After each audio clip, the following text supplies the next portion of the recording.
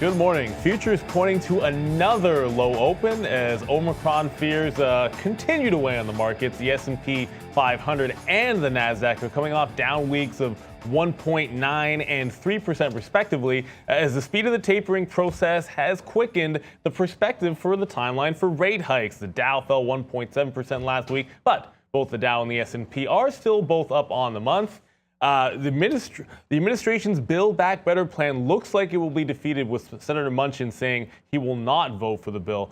Could put some potential downside on some of the infrastructure names. Still have supply chain and inflation remain top of the mind for markets. In individual names, we'll be talking about travel names under pressure, and as we get Carnival earnings pre-market. And Moderna is up quite sharply, as it turns out their booster shot is quite effective. 47-fold increase in protection against the Omicron variant. It is Monday, December 20th. Trader TV Live starts now.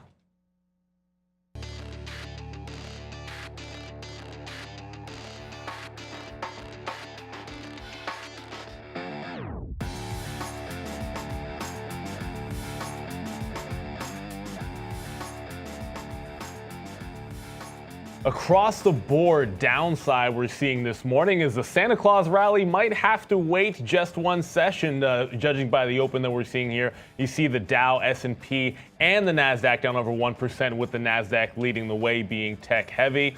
Crude oil is down 4%, this mostly over demand fears with the Omicron variant.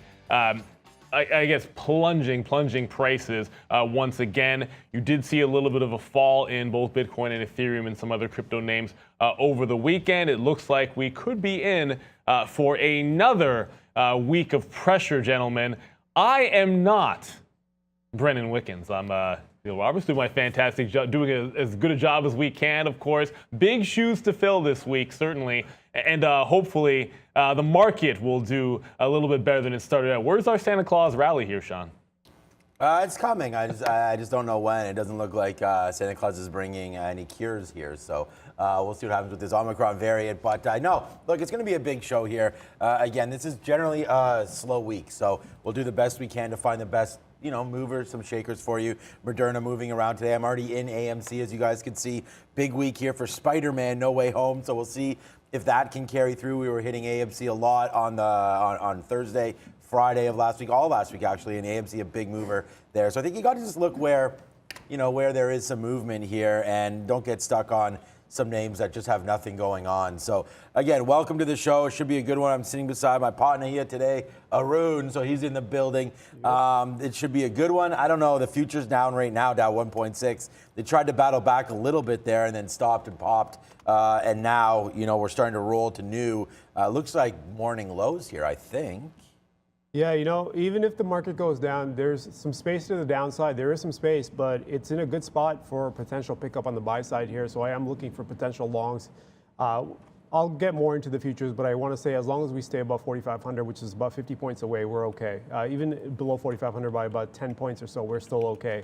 If we get below that, then the market's in trouble. But until we get to that point, that's quite the extension. That's we're gonna have to about double up from where we are right now. We're down 1.36. We got to go a little bit more for us to get to the point where it's like, maybe this market's in trouble. For now, though, I am looking for some longs. Anything that's not, I don't want to say overextended, but that's too overextended and sitting in the right spots. I am looking for some longs. I picked up some Airbnb. See if I can't grab some more, some other things as well, Neil. Absolutely. I like both those positions already.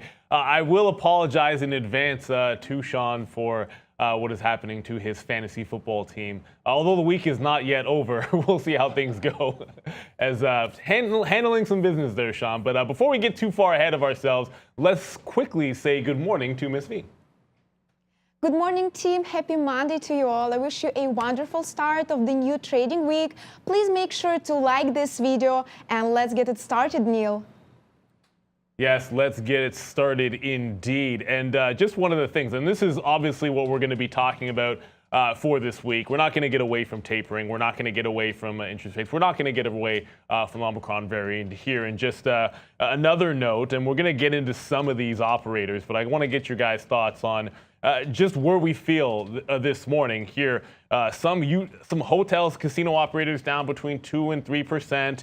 as concerns of tighter restrictions to combat the spread of Omicron. And obviously, there's been a lot of talk that we're not going into necessarily lockdowns, but oil is down that 4%. Now you're talking about possible restrictions. We know there are several areas in Europe which are talking about heightened restrictions as well. How do we feel about this week in terms of the reaction to the variant and what it might do to some of the travel names? And as we said here, even specifically the casinos and hotels. Yeah, I should have looked at some of the casino names, actually, because that's a very interesting spot. I'm just looking really at the futures here, and we did talk about, healthy pullbacks being 3, 4, 5%, something like that. We are getting into that range now. The NASDAQ high of 405 coming in right now at 378. So that's a pull down of about 30. Yeah, so we're right there, $30 on 400. So we're right at an area right now that I think is, I don't know if it's a tipping point or not, but into lighter volumes right now. So we'll watch out to see the cues. Again, we were just down a lot lower than this back in October. So I think with some of the froth just coming off, there's some weak names out there that continue to be weaker. We will be talking about the marijuana sector, and then obviously NVIDIA and AMD today. Both, I don't know if they're leading the charge or not here for big tech, but they're definitely not super healthy here, as NVIDIA down 3%. But I don't know. So CCL is at. I didn't write any of these names down on the sticky note today because I'm not super interested in a few of them, but CCL is at a nice little area here as well. CCL is supposed to have earnings, I guess, coming out soon. So that's why, come on, let's go.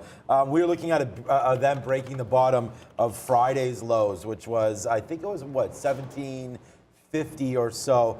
Oh, come on, let's go charts here. So this is the kind of day it's going to be. Hopefully it won't be like this, but we opened up low 1740 and then ripped up to 1850 there. Friday was a very nice rebound day for many names, but then today coming back in here as, again, some more cruise ships being docked, some less confidence here in the space. Down through 1740, we'll see what can happen if they report, and then of course UAL, DAL, all that kind of stuff. On the airline side of things, definitely not,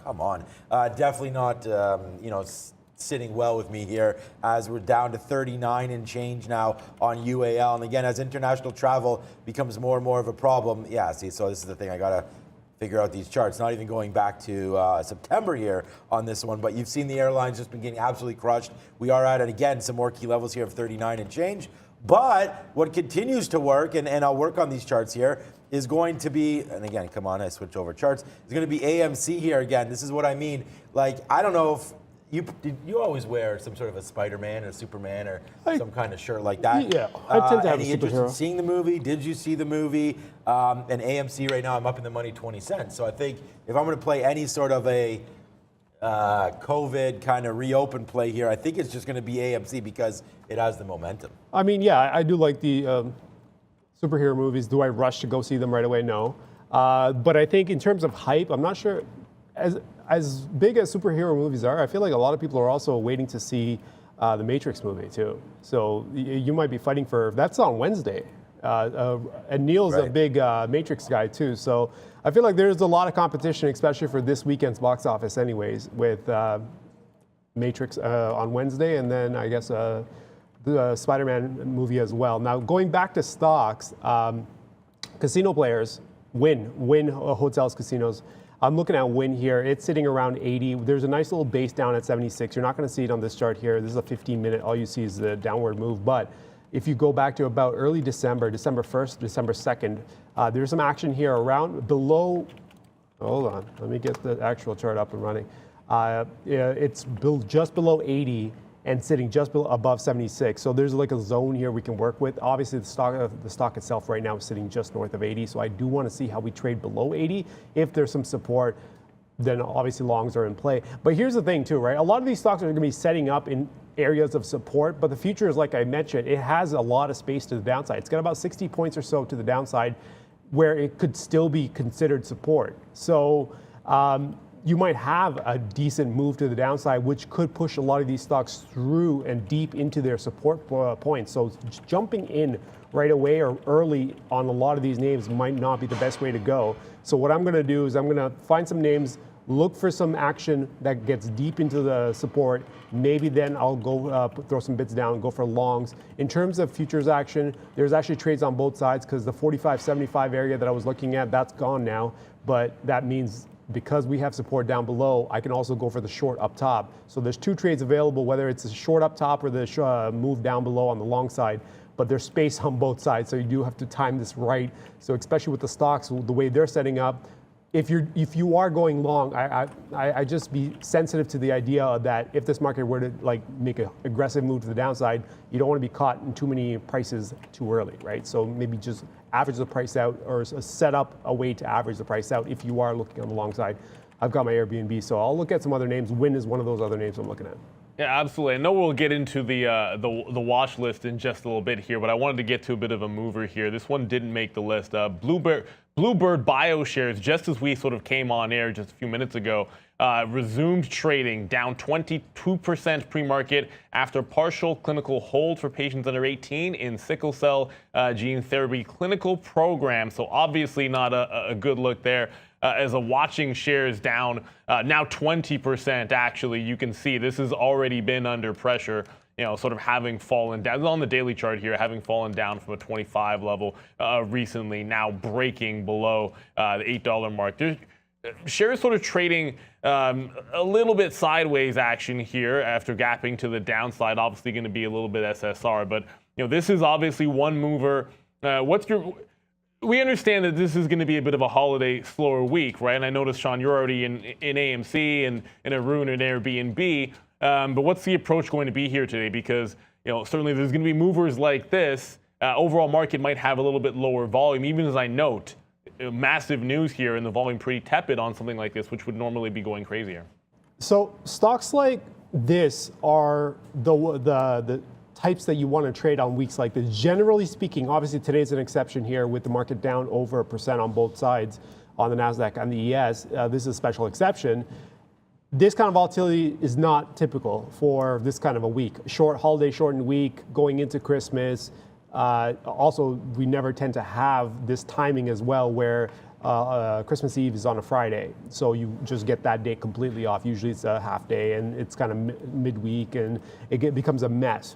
The fact that it's on a Friday may allude to the fact that we may have some more volume towards the beginning of the week. This is a great sign for stocks like this. But at the same time, individual movers are where the game is going to be because not as the general market, you don't get this kind of action generally or typically speaking. So you go after these names, and Blue is one of those aggressive names that, hey, you know what?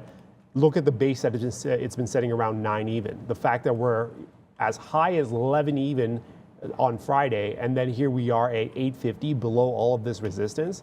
This is one of those names where even if the market ran up, why would I not short this? Why would I not take the chance to short this inside of the support zone or previous support zone and look for them to kind of fade this out? The risk on this is probably, what, 50 cents if I were to wait as close as possible to 9 even. Obviously, you're probably not going to get that, so I probably have to put up a little bit more, maybe about 60, 65 cents or so to get the trade. But any move to the upside in the market, I would love to short this. I'm going to put some offers out close to 9 and see if I can't get a trade here where I can fade the pop on this stock. If this stock were to follow the general market and the market were to go up, it'd be a nice way to get into a short, which it would be a decent trade on the based on the way it's been setting up for the last few days. So it does look like Blue is one of those special trades that you do want to make. There's a lot of other names moving around. I noticed that Zoom was moving. I noticed that NVAX is moving. Those are the names you want to trade on weeks like this.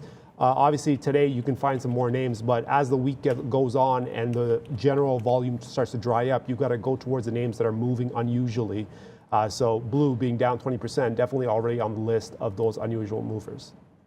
And just make sure you pick the ones with the right volume. I mean, this is only 220,000 shares, which is, I mean, it's going to be probably a lot for this random name, but I agree 100%. You got to look for names that are going to move and that, have hopefully some sort of a catalyst behind them. And then, with a lot of big traders not being around this week, there's going to be a lot of pushing and pulling. So just make sure you hit your levels and, don't expect, huge runs or anything like that in some of these names. There just might not be enough people looking at them. But on the other side, there may not be that big money trade in there to hold it back. So, some of these names could run a little more than we think. And at the same time, they could run a little bit less. So I think, without saying the same thing twice, It's just you got to wait for these things to open up. But Arun, 100% right, same as Neil. We have to look at names that are going to move maybe a little more out of the blue than we thought there with the blue there. But this Bluebird bio, you know, Tesla's another name that you can always look at. I think the EV space is going to be pretty hot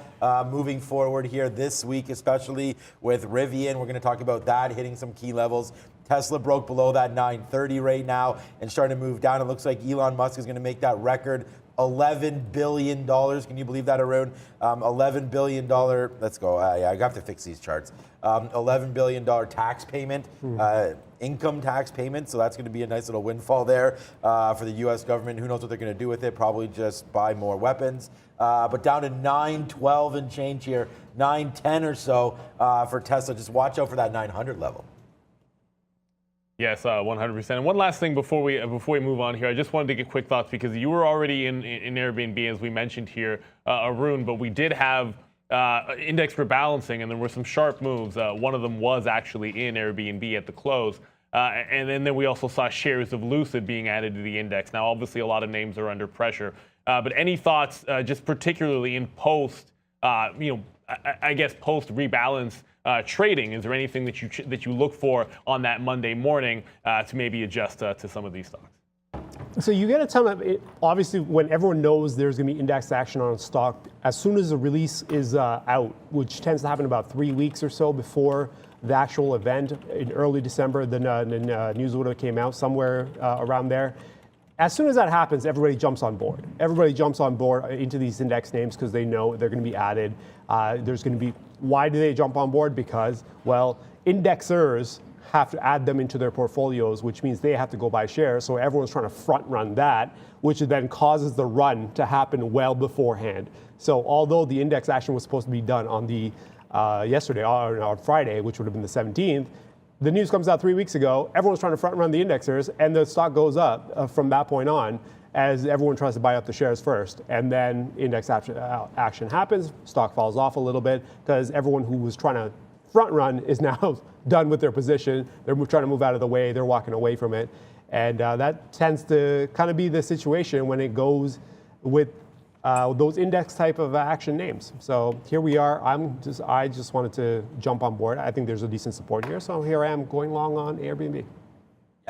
Just quickly on Airbnb, I mean, I love Airbnb. I think we've talked about that a few times. I know Neil likes it. We all like that name on the show here. But again, with traveling being an issue, I don't know where we're going to go from here. So let's just wait to see what does happen with Airbnb. But I like it. I can't believe it's down to 152. I mean, I liked Airbnb at 170, just based on the chart. But now we're starting to push a little bit lower. This may be, guys, like a good time here.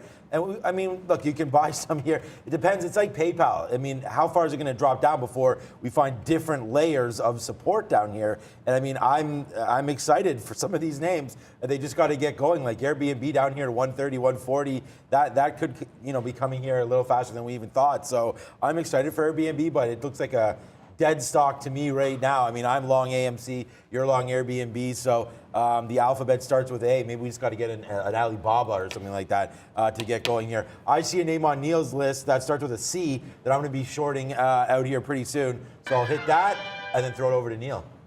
I knew this one was going to catch your eye there, Sean, but like you said AMC, Airbnb. Why not start with AT&T on the upgrades list here? Catching an upgrade by Barclays, but I don't know, if you watch a certain other program, also got the I don't hate it as much anymore from Jim Cramer, as he said at those price levels that it was down towards, it just basically was like it can't get any worse. So he stopped his hate train there. Catching an upgrade, you see Boston Beer, Lyft as well. Now Lyft trading, last I checked, down a couple percent in the pre-market here, being a growth name. I think that's going to be the reason for that. You see Dover as well, but we'll skip Biogen on the downgrade and go right over to Canopy Growth. Down over 5%. This one is on our watch list as Piper Sandler comes out with a downgrade for them. Not going to be looking particularly good in their regard. Been under a lot of pressure in general, but catching a Monday morning downgrade in a weak market. Price target to $7 for Canopy there. And I know, Sean, that's a name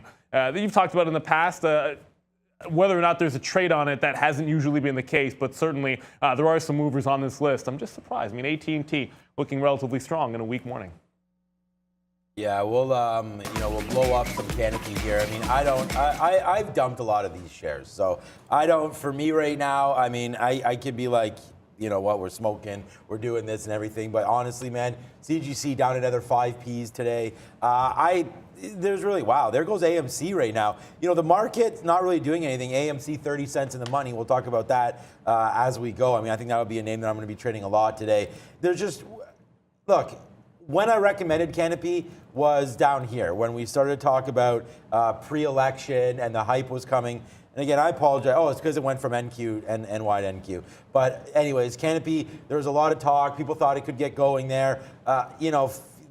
Hopefully the feds would be able to pass something. We've seen a lot of states now become more and more cannabis friendly on the recreational side. We wait to see what's going to happen on the medical side of things. But for me, it's just a disappointment here on Canopy. I thought this was going to be a good stock here. I think it's the best of the best. Turns out that it's not even close to the best of anything right now. Best of breed. I mean, when you don't even have the right industry, who cares if it's best of breed or not? These stocks continue to get absolutely pumped. I mean, the other big name here is going to be Tilray. That's going to be, I mean, what is the 52-week low here on Tilray? It's probably something very, very similar to where we're at right now as we hit that on CGC right now, breaking through 740, the 52-week low as I look up there on Tilray, and it looks sick just as much. So I don't know, for CGC, for me, I'm already locked and loaded to take a 9 break. I just don't see any reason not to do that here as we break through 9. We've already sort of visited this before. We've got down below on the 15th, down to 870. Now today you catch a downgrade. Let's see if we crack through 9. I mean, we have an out at 925 if we do need that. But for me, it's CGC to the downside.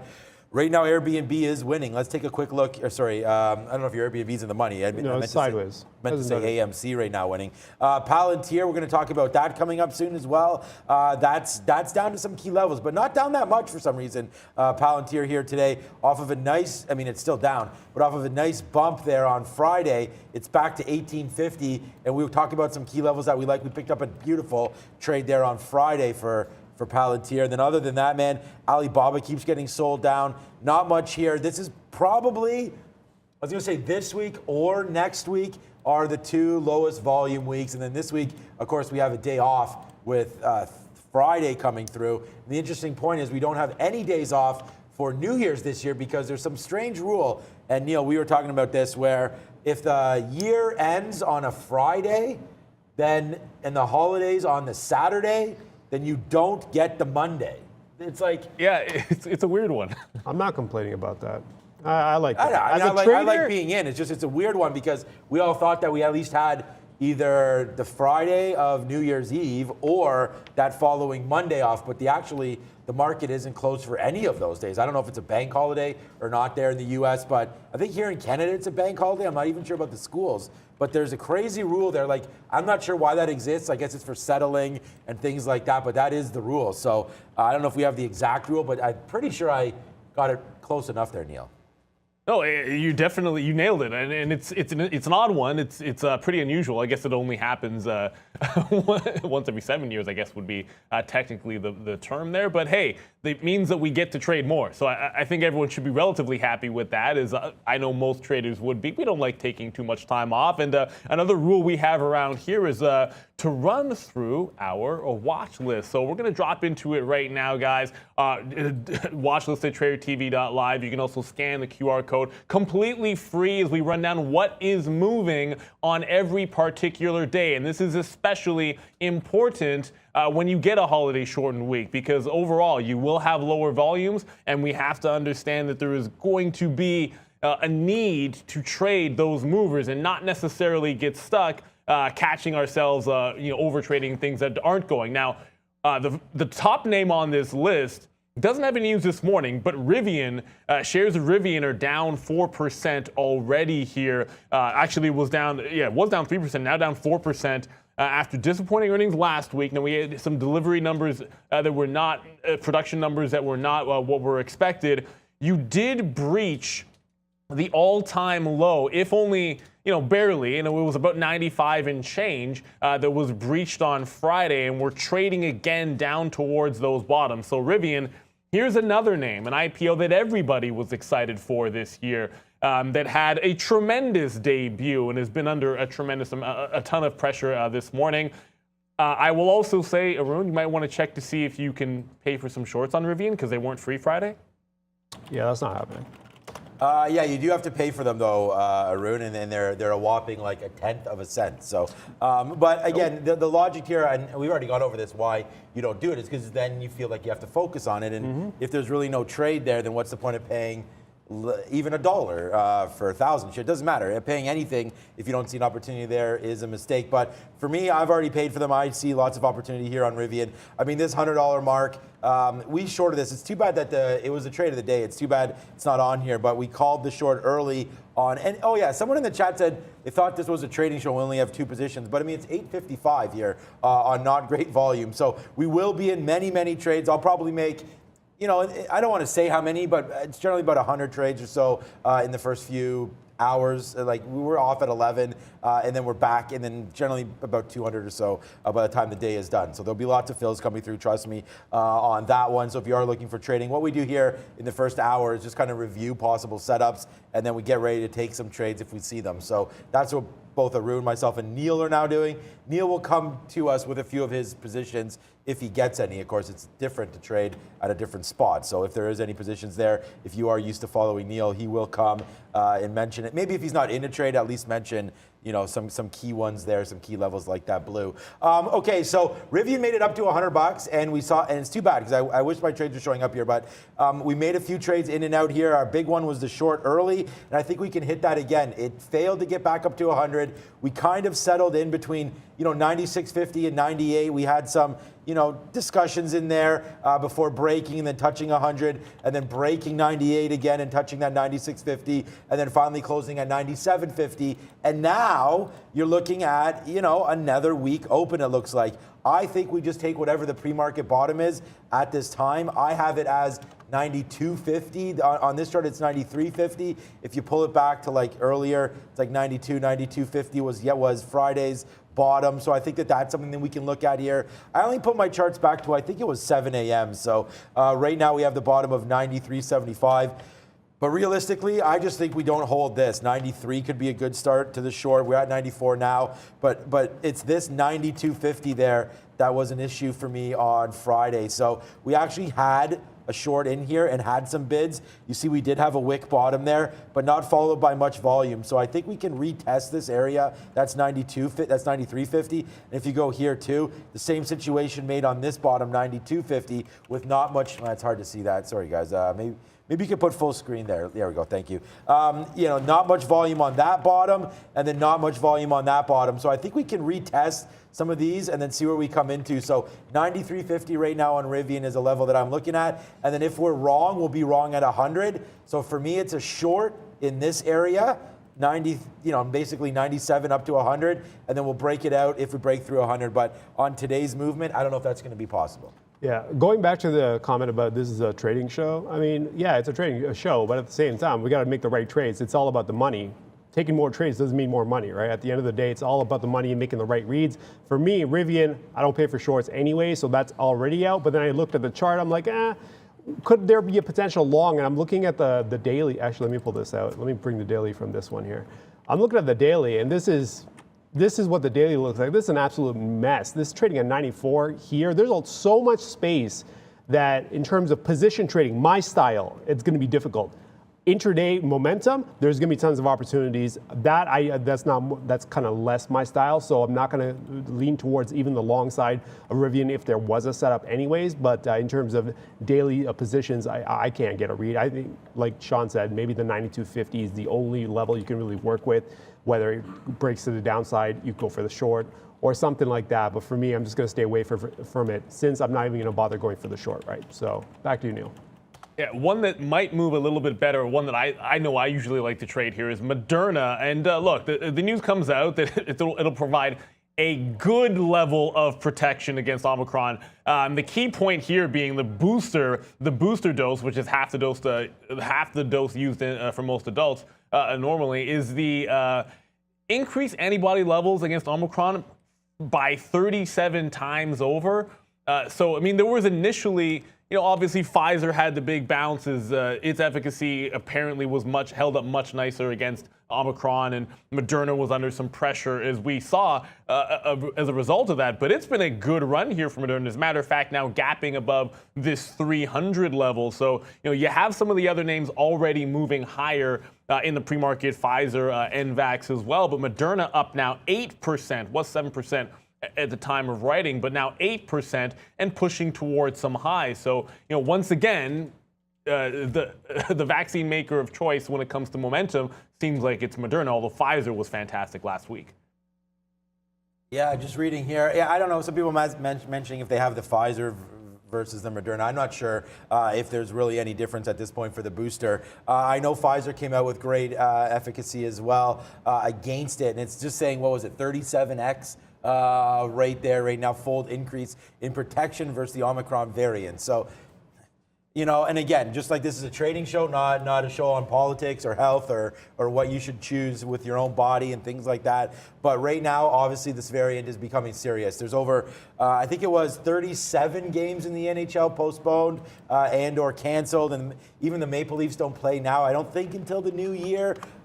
There may slip in a couple games or 1 or 2 games in there, but there's travel restrictions now. We've seen the NBA get absolutely, what was that? I just got, boo. I got into AMC there. I got to get out of some shares here because, well, I mean, we can hold them. There's a bad wick there on AMC. You can see here. Let me show this to you.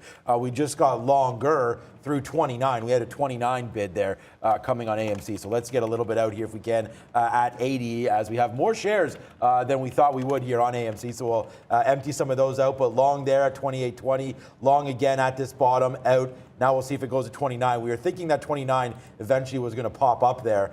So we did get an extra long that we didn't mean to have, but let's go AMC. We'll see. Oh, shoot, man. I didn't get Rob to put the AMC to the moon thing on here.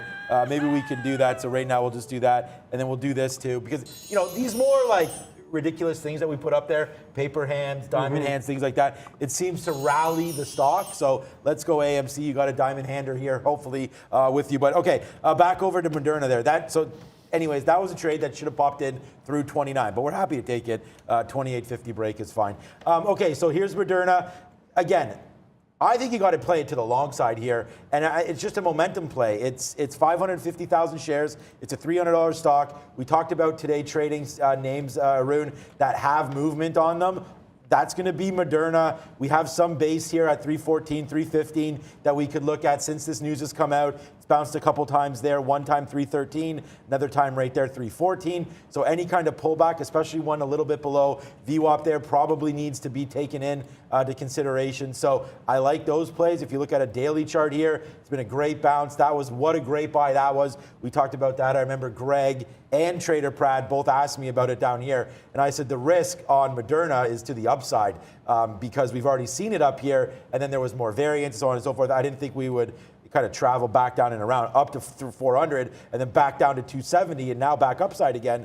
So look, if you want to get some exposure to one of these plays, I like Moderna here as it's up 8% as opposed to Pfizer, which I thought was either flat or slightly down a little bit here when I looked at it earlier. Yeah, so up that 1.5% off. Yeah, there's a nice move on the daily chart, obviously, ticking out to 62. But for me, Moderna's a breakthrough buy here. Let's just let it settle down. I never want to take early wicks on Moderna. This thing could absolutely rip up and then come right back in. So let's let it settle down. But for me, a 314, 315, something in that area makes a lot of sense for me on that play. Moderna is one of those names that just absolutely scares me. I cannot get a handle on it. I've talked about this before, so I don't even bother trading Moderna. But I do look at NVAX in its place, though, and I do have a read on NVAX, and I'm just waiting. The range is so wide on this. The stop I have is 210. The stock is trading at 230. 230, if we can find some sort of a support, I'm willing to put up $15, given the risk profile for something like this and how it's moving. I'll put up $15 in risk if we get a setup somewhere south of 225.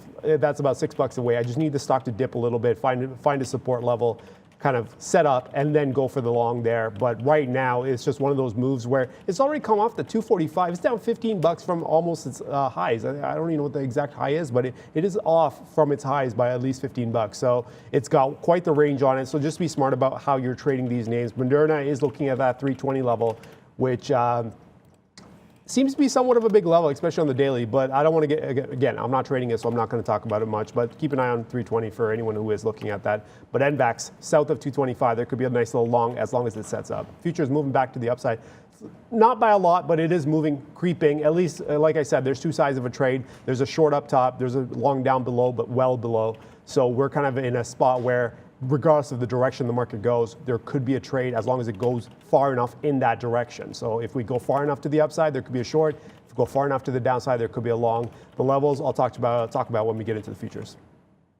Yeah, we can go long on whatever that treat is that Randy just brought back from the kitchen there, as I have to watch it. But I'm in for Brennan, and Randy's going to be doing the ones and twos with Lucas this morning. But I actually did want to talk about the futures now, Arun. Now, the S&P, down that 1.2%, and this is a morning where the Dow's down, the S&P, NASDAQ, all three down. I know you look usually at the S&P futures here, but do you think the concerns to the downside are all tech related, all growth related?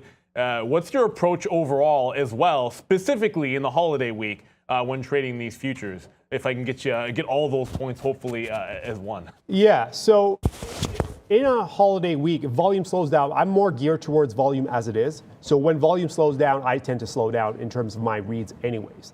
But there's a big level that we just crossed overnight, and this level's been in play, I want to say, for about. Since early December, December 3rd-ish or so, it was that 45.75 level, which I've been kind of keying off of since then. So it held well around 4,600. We got there a few days ago, kind of bounced right up, and then we got there the following day, bounced right up, and then yesterday we cracked some stops, went right back up. Here we are kind of gapping below. And here we are, if we move back into that area, into that 45.75, 45.80, and we start to see even a little bit of slowing down in terms of buying, I'm going to start going for some shorts here. My stop on this is going to be 46.10. That's the level I'm looking for. If this short were to work out, it's got to be good till 46.10. Obviously, if we get back above all of these previous kind of bounce points, then the short will be invalidated. But for now, I am looking for fading. We're about 20 points away, 17 points away from potentially looking for some shorts here around this 75 to 80 level. Now to the downside, I'm going to have to. This chart's not going to pull it up. Let me see if I can actually pull up a different chart and bring it over here. This will be the downside. So this is a E-single chart I've got up. This is a daily as well. What I'm looking on the downside right here, it's about 44.90 or so. You see a few times we've kind of bounced off this area. That's what I'm looking at. If we can get into the support zones somewhere south of 20, 45.20 or so, if we can get somewhere down there and start to set up, I'd like to go for some longs. We should get some program activity around the 45.10 going down to 4,500. So there's a 10-point window where there should be some support buying as well from program activity from institutions. So I am looking at 44.90 as the support level down below, 46.10 as the resistance. Anything above 45.75 that sets up, I'm going for the short. Anything below 45.20 that sets up, I'm going for the long. So there's your kind of two-sided trade there. And here we are sitting at 55, which is right in the middle of everything. So I'm not going to be doing anything just yet. I'm going to look for these individual names that are moving, some stocks from the watch list, see if we can't find those names. But at some point when this future set up, because there's no way we're going to stay at 1.37 on the NASDAQ all day. There's too much activity. There's a lot that needs to be done before we get into that kind of lull just before the holiday as more and more people take days off. So if there's going to be activity, it's got to be today, it's got to be tomorrow, and then I would expect it to taper off quite a bit. So if there's activity, this market's going to move. It's not going to stay at 1.37 to the downside, so we're just going to wait for that market to kind of go up or down. I don't really care, but I want to set it up so we can actually get a trade on the futures at some point. Went up there. Yeah, I mean, AMC, and again, I don't want to we're almost at one-time daily goal here.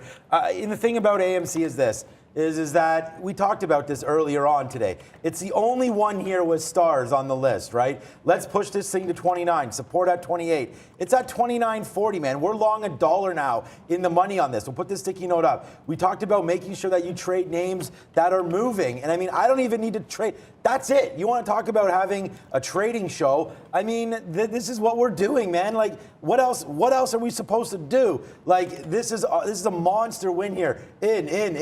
in, punching the longs, right? Talked about punching it through 29. Unfortunately, we got 28. Well, fortunately, we got 28.50. Should put another 29 in there as we go up to 29 and change right here on AMC. So just another monster victory here for us to start the day. I'm going to offer some 39s here. We'll see if we get taken out, as that might be the high. And the reason why we're looking at some of these levels is we just touched 29. It was literally right here. I mean, I don't know. Are we actually going on some technicals here, AMC, or what? Because that 29.40 topped out right there, bottomed out there on Friday, and now we're looking at that level one more time. I just wish I would have noticed that. I would have got a little bit more out. As soon as it popped up, we're waiting there at 25, so that was an order that we were sitting there. And then just now, I was waiting at 46 on AMC, just because, again, you know, out when we break through 29, out as we approach some 29.22s, and now it's straight up to the upside. We were waiting at 50 there to get out, because that's how we're playing this thing. But now that I see this, we did have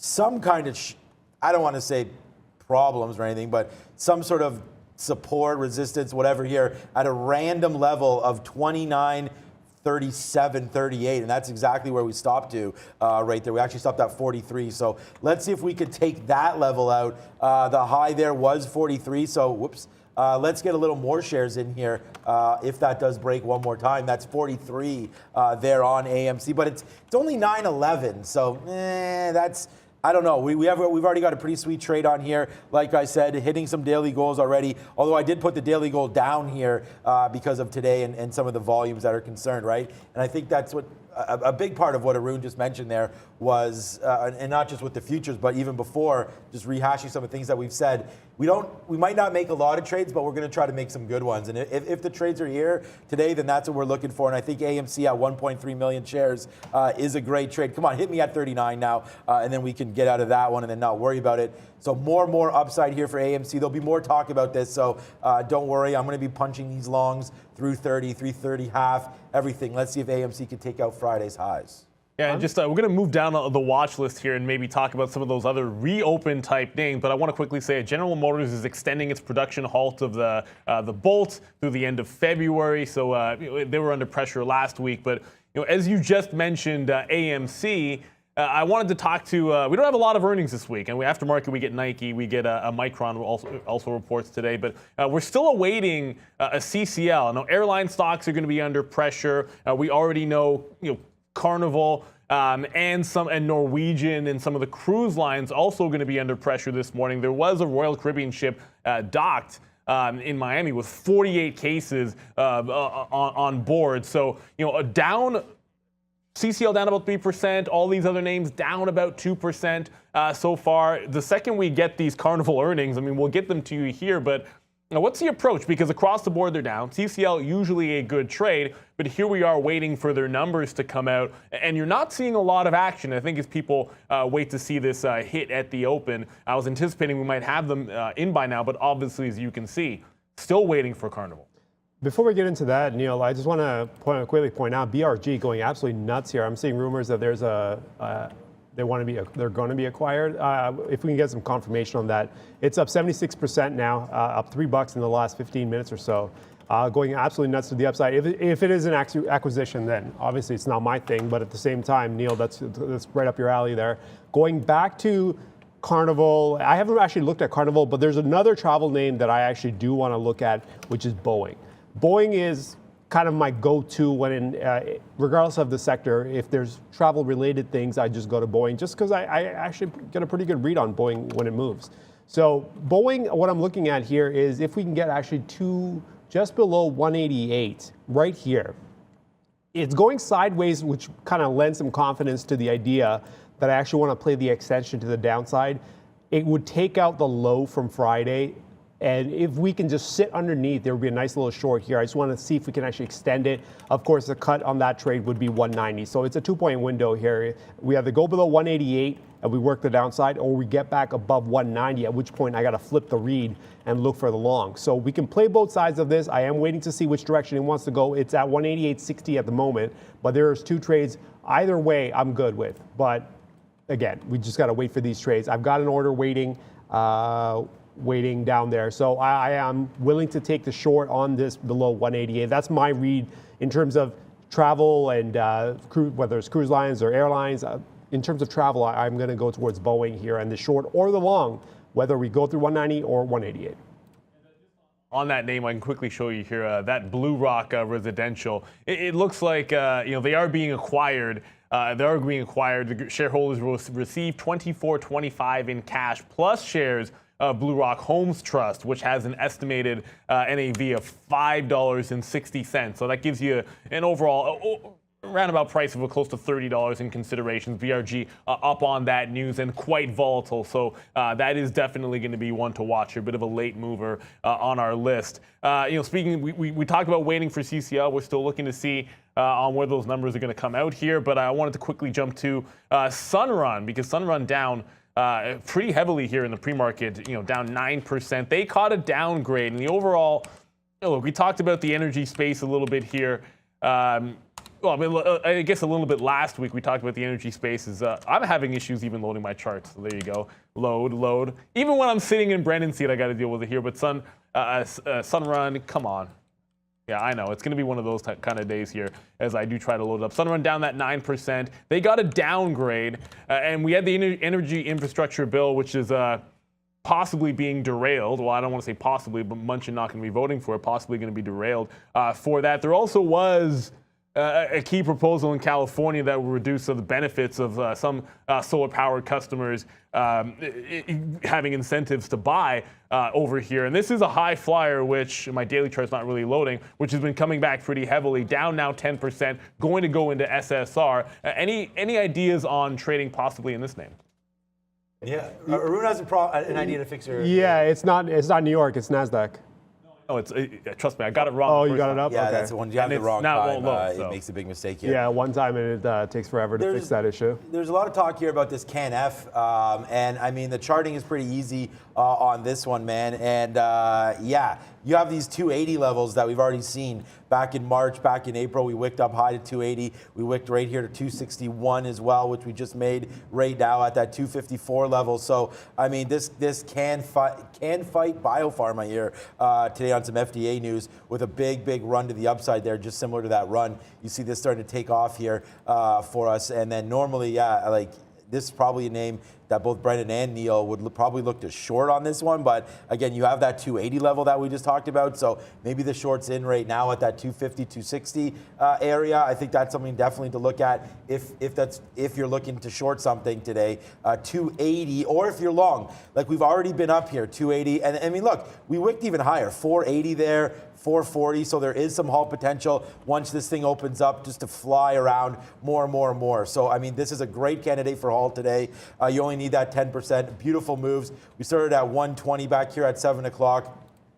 Very dangerous. Obviously, anybody that's been shorting this one has been getting smoked. We'll wait to see what it does here at the top. 255 possibly taking out those highs right there. And then as far as run is concerned, I don't know. I didn't even look at it yet because I was too busy looking over there. But that's going to be another name, obviously, to look at. What's up, Neil? Yeah, I just want to come back to me because it looks like we have got CCL numbers are going to be. I just want to make sure you can see. Starting to move a little bit here. Yeah, I mean, you spiked up about like 30, 40 pennies and then right back down, and we're starting to digest some of the numbers. They're expecting a net loss for the first half of 2022 and a profit for the second half of 2022. Just as we digest some of the numbers, advanced bookings for the second half and first half are higher than historical ranges. The quarterly share loss of $2.31 there. So it looks like for now we're just digesting these numbers, but CCL just comes out just under the wire with 10 minutes to go for the close here. It looks like their burn rate for Q4 was 10 million, which was actually better than expected. So it feels like a little bit of a mixed bag here for CCL, and you're seeing that reflected in the price. I mean, they might like that burn rate as shares still down 2%, but just under the gun, they got those earnings. Yeah, we'll definitely have to look at CCL right now. I have another interesting name here, SoFi. Not on our watch list, but it should be. There's so many things happening today. SoFi catches an upgrade from Citigroup, talking about how they like their technology, and maybe that's a differentiator. They're looking for high net worth clients. But the thing is that honestly, like, no surprise that someone comes out now, Citigroup, I mean, we call them what they are. Citigroup comes out now and upgrades them after probably loading up the boat down here near $14. We broke below 14. 14 on Friday, so watch out for SoFi. I am ready to go for this. I mean, I've been trading this a lot. I like a 1480 break on SoFi, so that's going to be one where hopefully we'll be able to Gronk spike that there. And yeah, like you talked about fantasy football, like wow, what a disaster yesterday. I can't believe, if you had anybody even close on Tampa Bay, like they lost 9-0 at home. Like some really strange, oh, my 1 minute chart looks like it closed, so I'll have to find that out again. But I do like SoFi breaking above that 1480 level there. And it looks like obviously all these other teams are just fake teams. Looks like the only real team is going to be the Green Bay Packers as the Arizona Cardinals once again lose to what, Detroit? So yeah, that's good. I don't know who's going to represent the NFC there. Tampa Bay looked like crap. The only real team looks to be my Packers. So that should be super exciting. I know you don't really have a favorite team, do you, Arun? No, I don't really. I don't pick sides. I just more like I'm like a trader. I will see what's in front of me, see what the two sides are, and be like, hey, you know what? Looking good. I think I'll go with that team. Am I a huge fan? No. Back-to-back MVPs coming for Mr. Aaron Rodgers. So, okay. I guess we'll find out. We'll see. I mean, they can't give it to Brady, can they? I mean, come on. After yesterday, I mean, Aaron Rodgers. It's one of the best seasons, I think, statistically for a quarterback of all time. Again, Josh Allen. 28 quarterback, 28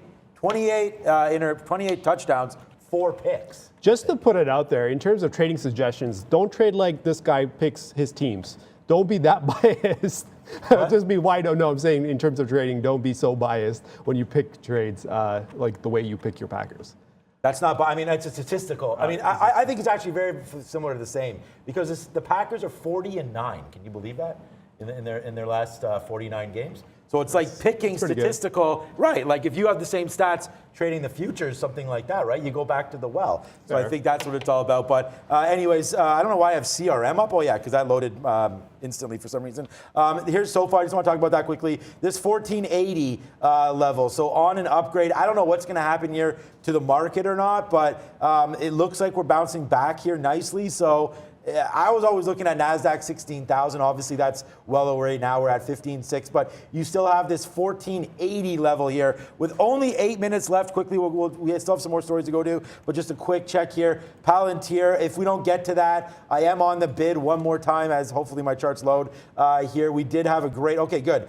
So this is from, this is from Friday. So my trade's actually loaded. There's that 1780 there that we got long. We actually got long 1790, and then managed to take it up. It was a great trade. Obviously, we only had 5% left when we got it out up there at 1890, but that was a dollar win there on that one. And if you go back here to the 20 period, this is that 1780 kind of bottom area. So if Palantir does fall back in, we have some bids like 1820, 1830, something like that to see if we can get in. But we just got some more out there. What a great move this has been on AMC, guys. We only have now 25% left of what we initially had. But, there's some AMC trades on Friday. Yeah, so buy. We missed this whole run. And then today we're not trying to miss any of it as we're already in early. Look at these AMC trades. 2820, 2850 break, and then boom, out now 2980s. Our best out 2971. We just took a 67 there as well. So obviously we're waiting up to the high side of 30, but just look what happened to 30 on Friday. It broke and it broke above, and then it was just very, very choppy above here. We had a few ins, a few outs. Like we could said, these are pretty much all net zeros here. We did hold one piece there for the end of the imbalances. Nothing really happened there, waiting for it. And then when the imbalances came out, nothing happened. We got out. But $31 maybe for AMC, a key level that we didn't break on Friday. And to be exact, it's like $30.75. So as we get going up here, we'll see what happens. But 30 and a quarter, maybe my next breaking spot here for AMC. So we're lucky enough to get that. Let's punch that long as well. Yeah, and what might be the, I guess, Tampa Bay of stocks here today, because Tampa absolutely stunk there, Sean. They really did, is Canopy Growth. We talked about them with the downgrade. They did get the downgrade from Piper Sandler, cut to underweight, and they're at some pretty key levels on the daily. I mean, if you were to break this, break that low, that 870 certainly, that does linger from Friday. But I know you were talking about that $9 even level, just only down 5% here, but going sideways. It's not really moving a heck of a lot here. And I know we talked about trading movers. Is that something that's still on board for you to trade through this level here, Sean? What stock were we talking about? Canopy Growth. Yeah. I mean, I already, unfortunately, where's the marijuana things we have here? We'll just do that. Weed Batman. Canopy Growth. Okay, so NASDAQ name. Let's go. I still, look, they come and get the downgrade from Piper Sandler. I mean, no duh on these ones, man. I mean, there's nothing here until we get some sort of, I mean, there's been legalization now. I mean, it's recreational legalized, you know, Nevada. I mean, I'm seeing tons of ads for different things all over the place here. We have more pot shops here in Toronto than you can shake a stick at. So, I mean, I think that it's obviously been a little bit saturated in Toronto as far as marijuana dispensaries and whatnot go. But again, Canopy just continues to be a problem. You have that, I don't know if that's an all-time low, but obviously it's not, as this was a penny stock and it's done well for itself for initial investors. But anybody that's got their money in over the last 3 years, maybe since legalization, has been really, really hurt by this name. I mean, you can go back all the way. I mean, if you're able to get out on this, that's fine. It was a New York name, so that's why you don't see it. But basically, it was just like started down here, went up during some of those meme stock craziness of a year ago. So maybe that happens again. And if it does, empty your bags, guys, because this name is just going to continue to be weak. There's just better names out there. You don't need to be in the marijuana space. Like, when this starts to get going, it's going to be hot fire, and that's just what happens with this. You got to wait for there to be more news, and I'd rather buy this thing 20% up than right now, because at least if it's going up 20%, I know that there's some kind of news behind this that has created that pop, and then we'll judge it at that point. But for right now, I still remain, I have the order in right now to go short. So we break $9. We want to go short on this name, and if we do get down to $9, I was just trying to use like $9.25 as an out, something like that. So let's just play this kind of by ear. It's not going to be a huge position. It's down already 5%. But if they want to take this down, let's see if it tests that 875, which was that low from a couple of days ago. Maybe 857, something like that. Anyways, 850 is my target on a $9 break. So we'll go over there. Yeah, we talked about can right a little bit, or can fit a little bit. Fight, F-I-T-E. How do you pronounce that? It's right if it's R-I-T-E. So I guess can fight. Yeah. We'll go over there. Can F. Neil's going to look at that. Usually I just go with whatever Brennan says. So I'm going to go can fight, because I think that's what he would say here. You get the U.S. And the FDA, and of course in Europe as well, agreeing with one of their treatment plans. So gapping up on this news, I want to quickly come over to the daily chart here, because there is an interesting sort of 250 and then spikes up to 260 and then up to 280. So 3 subsequent levels that are of interest. Now, we already had one failure up at top around that 260 level, which would normally put it into that short range, but there hasn't been too much of a lower consolidation just yet. So it could be good for that pop and roll off of that 260 or 280 area off of the open. Can fight one of the bigger movers here. Of course, we had some other gappers at BDG. Remember, that was more of a deal related news. So it is moving BDG, but you have to be concerned because it's a cash deal. So it might have a little bit less volatility, while I think we can dig into this CanF almost up 100% on the session. I will be looking at the 930 pop and roll off either $2.60 or $2.80. Lots of movers to choose from here as we get into the open. Only minutes to go. So as we get closer to the open, we also have inbounces that came out. MTCR at the top of the list there, 1.4 million shares to the buy side, 1.3 now on MTCR. When it came out, it popped about 20 cents or so, from 132 to 152, now back to 135 and change. Here we are coming back in. Not that many other big names here. DVN, sell side, 582. And then AT&T just popped in there, 587 buy side. Not a whole lot there. I was just keeping an eye on my Airbnb position. It spun around quite a bit. It was in the money. At one point, it was $1 in the money, all the way up here, north of 153, and then just got absolutely wrecked as some volume comes in here, just below that 152. We're going to wait for the open. Stop is sitting south of 150, I guess, south of 149 and change. So we're going to wait for that. But I want to see some buying come in. There's a reason why I stepped in at these prices. I'm okay with it. I was okay with it. Now this looks a little dangerous, but we're going to wait to see if any buying steps in after the open. I imagine the timing of this is weird, because I would imagine it has something to do with the amounts as well, but I thought it'd be a lot bigger than it is, because there's not a whole lot here. So we're going to wait to see how this opens up. What are you long at? 152.01. Yeah, it's just a spread. Like, You'll wait to see that open up. Oh, it's not the spread anymore. They've actually closed the spread. The spread was they closed it, but if you see the past the level 1 there, you'll see that it will open up. The spread is tight right now. We're going to let that go as the imbalances. Good point there, Arun. They're the ones that are moving around here and creating some of this action here. AMC, just in case you're wondering, more dip buys at 28. Then if it comes down to 26, I need to make a decision if we're going to be wrong. AMC has fallen off, but we have gotten our money in on that name. I will hit the countdown, Arun, if I can find it on the board, which I cannot. So maybe if you have it, it is definitely not on my board. It's not on this board either. Shout out to Rob. It's not on the board. Bottom in the middle. The one that says countdown? Yeah. Well, it's too late now. They changed Here it. we go. Okay, with only 5 seconds left, it's Miss V on the bell right there. Yeah, they changed this a lot.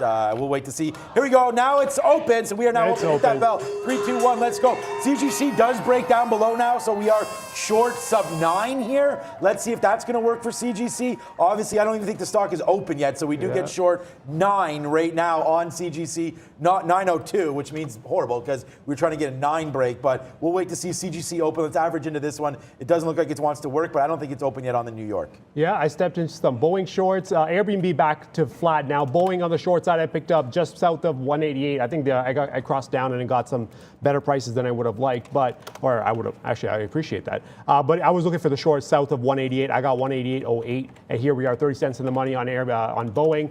Plug as well on the short side. I offered in front of 28. That's flat to 1 cent in the money, and Airbnb kind of flirting with that 152 open. We're kind of off right now, but yeah, Boeing, $1, 90 cents in the money off Boeing's breakthrough 188 and change. $1 and change. Here we go on Boeing as it falls to the downside. Here we go for Boeing. Here we go on the downside to Boeing. Airbnb back up above 152, and what's the other one? Plug we're waiting on as well. That's 4 cents in the money as well. We're waiting for all three of them. That's all I've got for now. We'll see if I can find some more as Boeing takes off to the downside. Yeah, AMC now here, 29.75. We'll take a 30 break if it goes through. We will test this breaker 19. Do you read me? Because right now AMC is off. We're at the back to days high right now on AMC, taking out new levels. We'll just wait for a 30 break. If the momentum wants to take this up, it will take it up for sure. We did a reload. Again, another button that's not on this thing. But we are reloaded here as we short CGC up at $18, $9.18, giving us a nice average price here of $9.08. So here comes CGC now cracking back lower. Maybe we should get a piece out. Let's get a piece out just in case it doesn't continue to go up. There it is, another out for us there on AMC. That continued to work here for us nicely into the money. But we are reloaded as CGC coming down. Here we go. This is what we're looking for, guys. Superman back in the building. Can we get a bid? We are on the bid now, 92s. Maybe we should bid even earlier on this one here. Come on, give me this bid here. There it is, 92s. Yes, sir. So far, so good. Doing some backflips here today as we are on fire right now. AMC, a beautiful out. Here we go. AMC going to take 30 again, Arun. All right, AMC's taking 30. I'm waiting on my Boeing here. It's almost $2 in the money. Boeing, 188 short. We're sitting just in front of 186. I moved the trailing stop just north of 187. I think if we come back high enough, I should be out of this trade anyways. So we're going to wait for this one to kind of let it go. There's no reason for me to kind of set some targets on this because I'm not seeing anything on the daily that makes me think, you know what, we're going to run into some support here that makes me worried. Maybe if we get about $6 down further, then I'll sit some in front of 180 even. But for now, we're just going to let it be. We've got Plug as well. I offered on Plug just in front of the even level, in front of 28 even. It's kind of sitting right there. Okay, now it's out of the money. It was in the money about 13 cents or so. It's come back in, but the stop on this, on Plug here, is just north of 31 change. So it's way up there. So I am putting up the risk to take this trade. And we talked about Airbnb as well. We look for the long 152 and change support sitting just up south of 150 into the 149 and change. Here we are about 26, 28 cents in the money. It's still moving. A lot of these names, I'm not going to move the stops on them just yet. We need to give them space to move around. We're at the right levels. We've got the read that we need to kind of work with. So we are going to let them move around and kind of do their thing a little bit. So that's why you're going to see Airbnb kind of go in the money, out of the money quite a bit. Plug is also going to do the same. And Boeing surprisingly has taken off. Now $2.17 in the money on Boeing.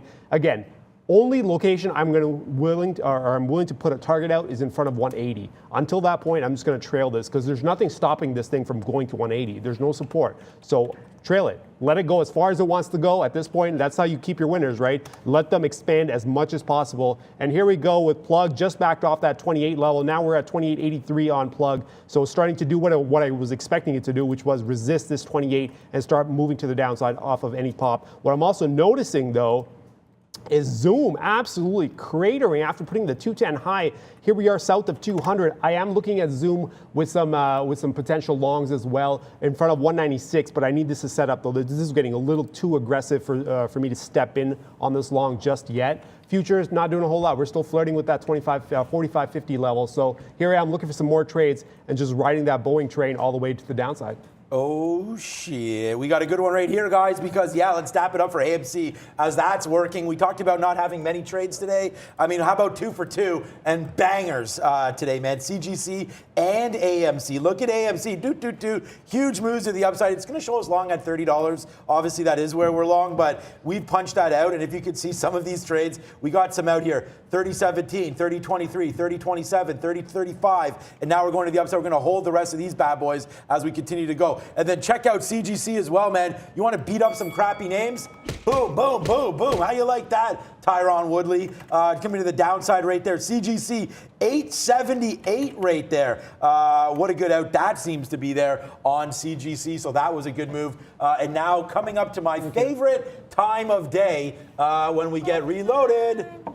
Thank you.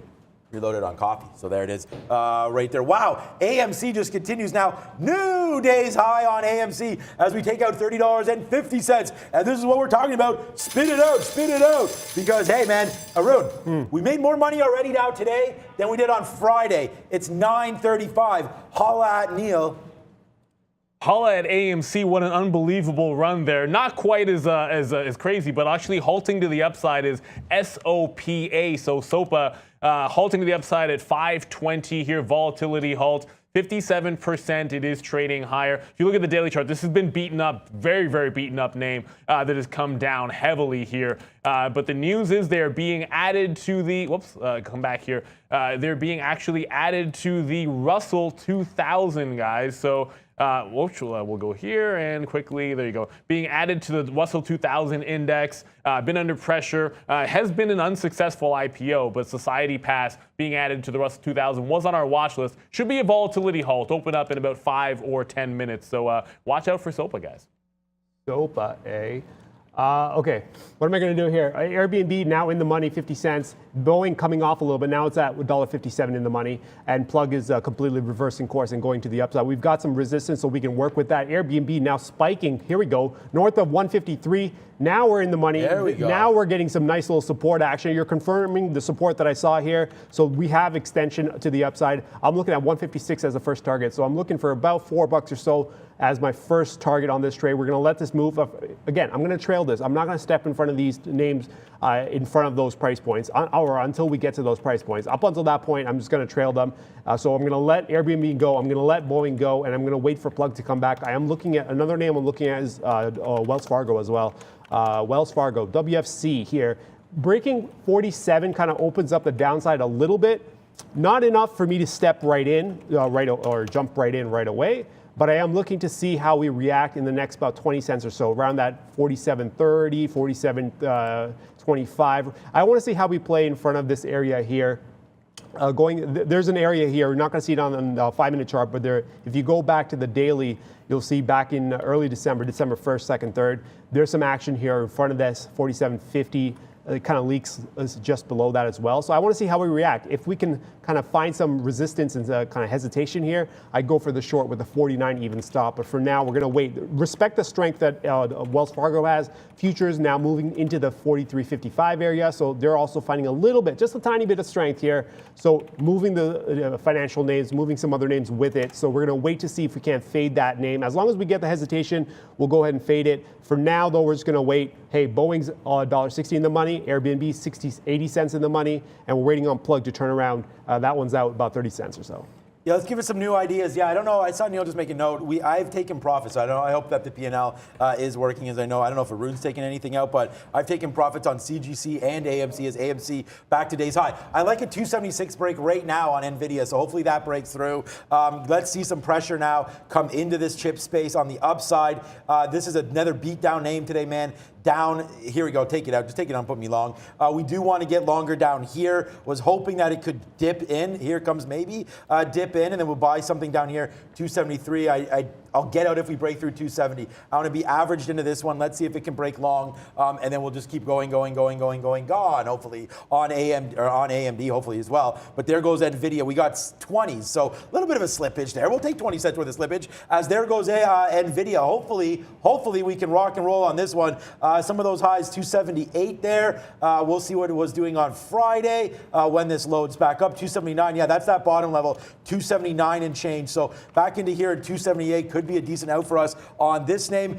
50 cents in the money on AMC as that's still cruising around. Money there. SoFi takes out the high. So let's see. So damn it, we don't want that high on that move. Darn, we should have been longer down here. So right now we'll see if SoFi lets us win as well. 4 positions. I told you we'd be crazy. And here we go up to 278 now. NVIDIA, $1 in the money. Let's see where we can pump this one. Yeah, and we've dumped our Boeing position, maybe a little too early. I don't know. The trail was north of 187. We got north of 187. I just dumped the position. Here it is, back down towards 186.50, 40. Still moving to the downside. It may have been a little premature, but the way it was moving, it made sense to dump it at that price point just because of where we were sitting in terms of support resistance. Now, that's $1. I've locked in $1. Could I regret that? Yeah, probably. If the way it's moving, yeah, I'm probably going to end up regretting that. But I can't regret not having $1. Dollars, I'll take that every day. So we are trying to get some WFC shorts here in front of that 47. That kind of held out. Remember, we were looking for 20s or 30s. We couldn't get high enough. 47 is going to hold, and there goes Boeing. Damn it. Okay, and Airbnb as well. The market just cracked huge. Yeah, the market just cracked after I got out of my Boeing position. And Airbnb being my only long, if we fail this 153 again, I'm going to have to protect some of this 70 cents or so that I've already got here. So we're just going to wait for these names. Damn it, Boeing. Oh, all right, timing. There you go. Regret. Real time, guys. Real-time regrets. Yeah, no regrets there. Yeah, that's the thing. When we're making trades here, like I regret still holding on to a lot of these trades right now because, they didn't work. And that's why they're working, but that's why you scalp them out as, names go up and down here. And that's part of it, right? You can have diamond hands for as long as you want, but if those diamonds just eventually turn into coal, then was it a good move? There it is to the upside AMC. We've already seen that. Now it fails back down. I still like this name, obviously, here, and we're going to try to be buying some of these dips as I don't think the move is done yet on AMC, but we do have 29.50 staring in right now into us. So that's going to be a possible level of concern for me. We'll try to buy some more 29.50s, but realistically, I was looking to get, pretty heavy down here near 29 and just see if these kind of levels hold. We held there on Friday afternoon. This is the aftermarket, and then like a little bit heading from 3 o'clock to 4. We held this 29 area. So we'll see. I think the Bulls got what they needed here, right? I mean, we got a big open for Spider-Man, and then now we'll see, you mentioned Matrix and a few other things, so we'll see if that can come through. It just does touch down, though, at 29.70 there before now popping back up to 30. So, hey, maybe not as bad as we thought on that one. NVIDIA goes against us. How far? 274, sorry. I was bidding 273.50, so that didn't get reloaded. But again, we want to protect this downside here. A nice move down. We should have clocked in some more shares on that move down. But again, we have to wait for our prices. I'm trying to feed some of this off of Arun, waiting for some key prices to come through there. And then CGC, we've already, this has been a great trade for me on that one. So I don't know what this is. Let's see.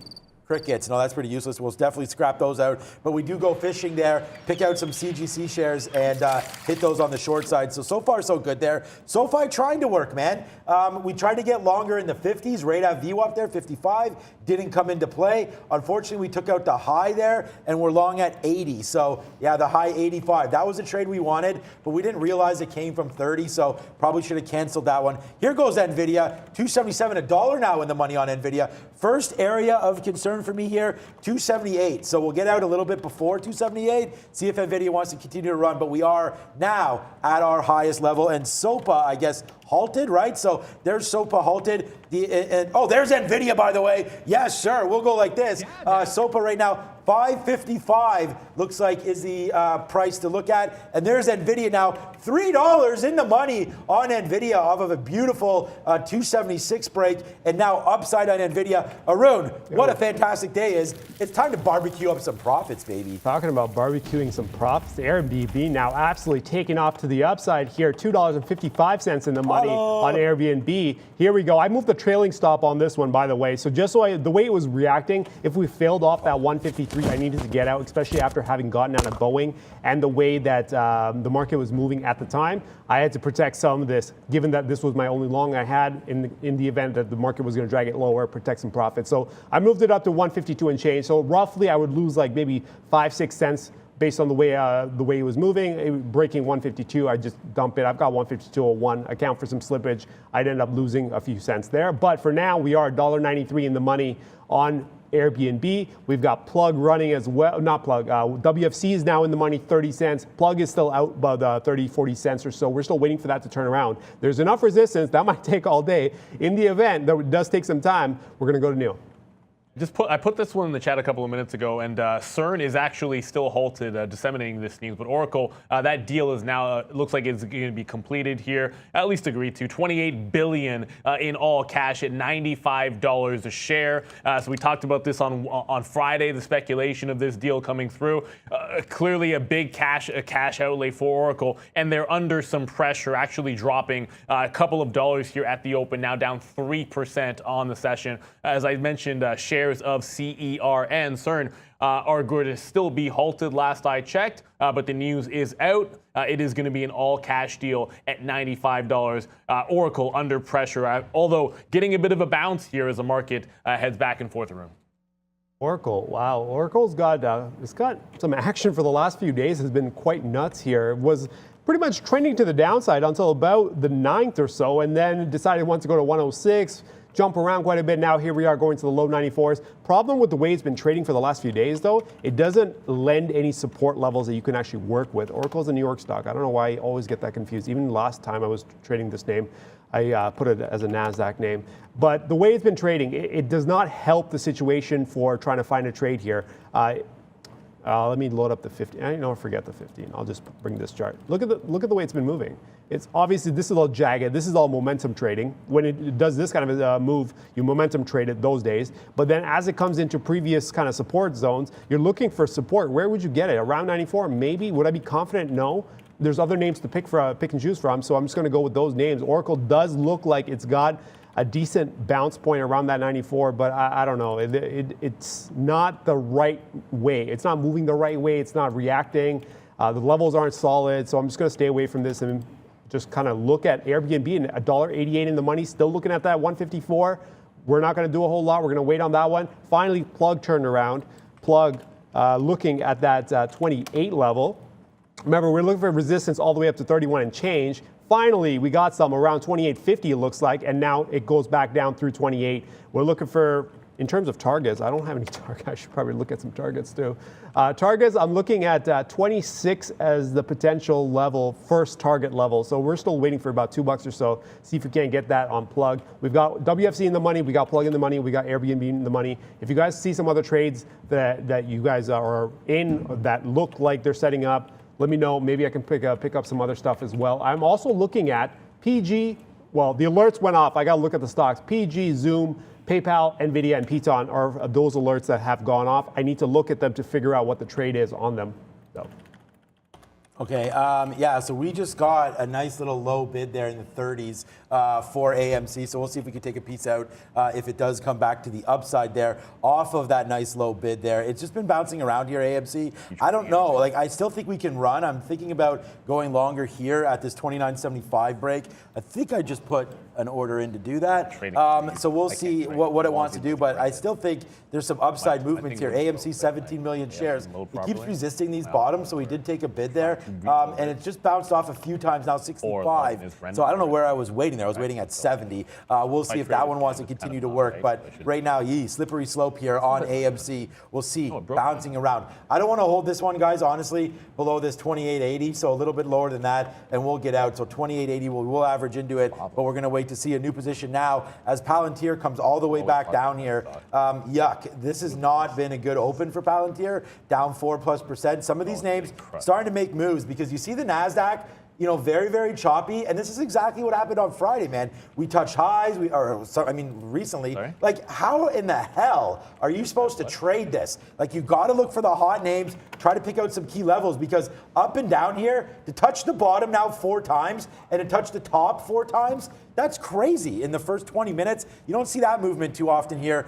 in the market. So let's just watch some of these positions that we have. We've already taken, that was a 276 bid there on NVIDIA. We already took it out at 277.80 or so about $1.60 there, probably a little bit more on that trade. So we're going to wait for that. CGC still continues to work to the downside. We have a pick at 77 was a good one, but for right now, man, it's really just Palantir. We'll wait to see what that's going to do. New position alert off the 1780 bottom. We were lucky enough to get a 90 on Friday, so we'll see if that can come into play again, and then we're going to break out if it breaks to 1780. So we'll wait for that play to come through. As it looks like right now, Palantir, we're long at 21s. I mean, we've got a 4-cent loser, not a big deal here. But it's SoFi right now. We're able to get some out on the top a little bit there on SoFi when we took this bid. But other than that, man, it's still coming back down. We're looking to get longer around this view up right here on SoFi. But stocks coming in as the NASDAQ doesn't really know what it wants to do. I believe it's Valeria. Hey Sean, negative start of trading week with Alibaba down more than 5%. Guys, do you see any opportunities for BABA today? BABA, yeah, I saw that in the chat. I saw that the chat was talking about it. Then I looked it up, and I was like, yeah, you know what, BABA is going to be one of those trades that I do have to look at if I can get the extension right. It is not New Zealand. It's an NY. I accidentally typed in New Zealand for. It might get delisted to the New Zealand exchange. They were discussing that, so I think you might be on. That's a joke. 116 to the downside. That's the level that I'm looking at here. It's interestingly enough, I'm not going to chase it through 116, but it is low enough from this 120 that if we were to go up, let's just say we went up to 117 or 118 and kind of rotated out a little bit, I really want to see how much selling we can get done here. You could take the shot here. It's just $4 in risk. For me, that's the probability is not high enough. It's a gamble. For me, I would rather wait to see how much of a bounce we have. I'm willing to come down. I'll come down to 117 if we need to. I just want to see how much of a bounce we can get. If we can't get much of a bounce, then you fade it, 120 stop, see if you can get the downside move. Obviously, if this accelerates to the downside, that trade's gone. But BABA is definitely one of those names where you are looking to see, at least I'm looking to see how much buying is left in BABA. If there's nothing left, you go for the short, right? For now, though, we've got finally everything turned around. Okay, Airbnb, 235 in the money, great.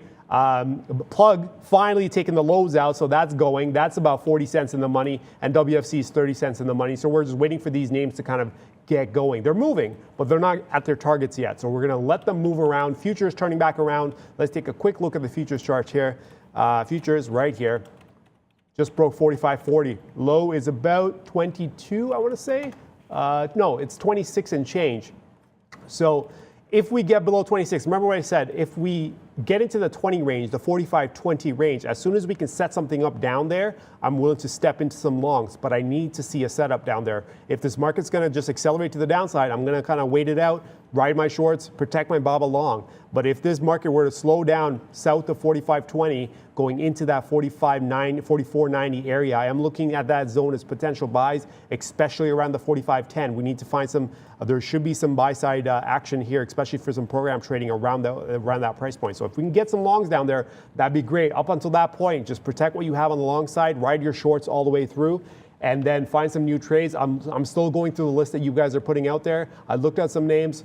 Obviously, BABA was one of them. DKNG, I saw that as well. I marked some levels off. Not ready yet, but there are some alerts there for me so I can work with them later on. Yeah, so we did get stopped out there. We tried, we talked about this. Try again. We still are up decent amount on AMC, obviously.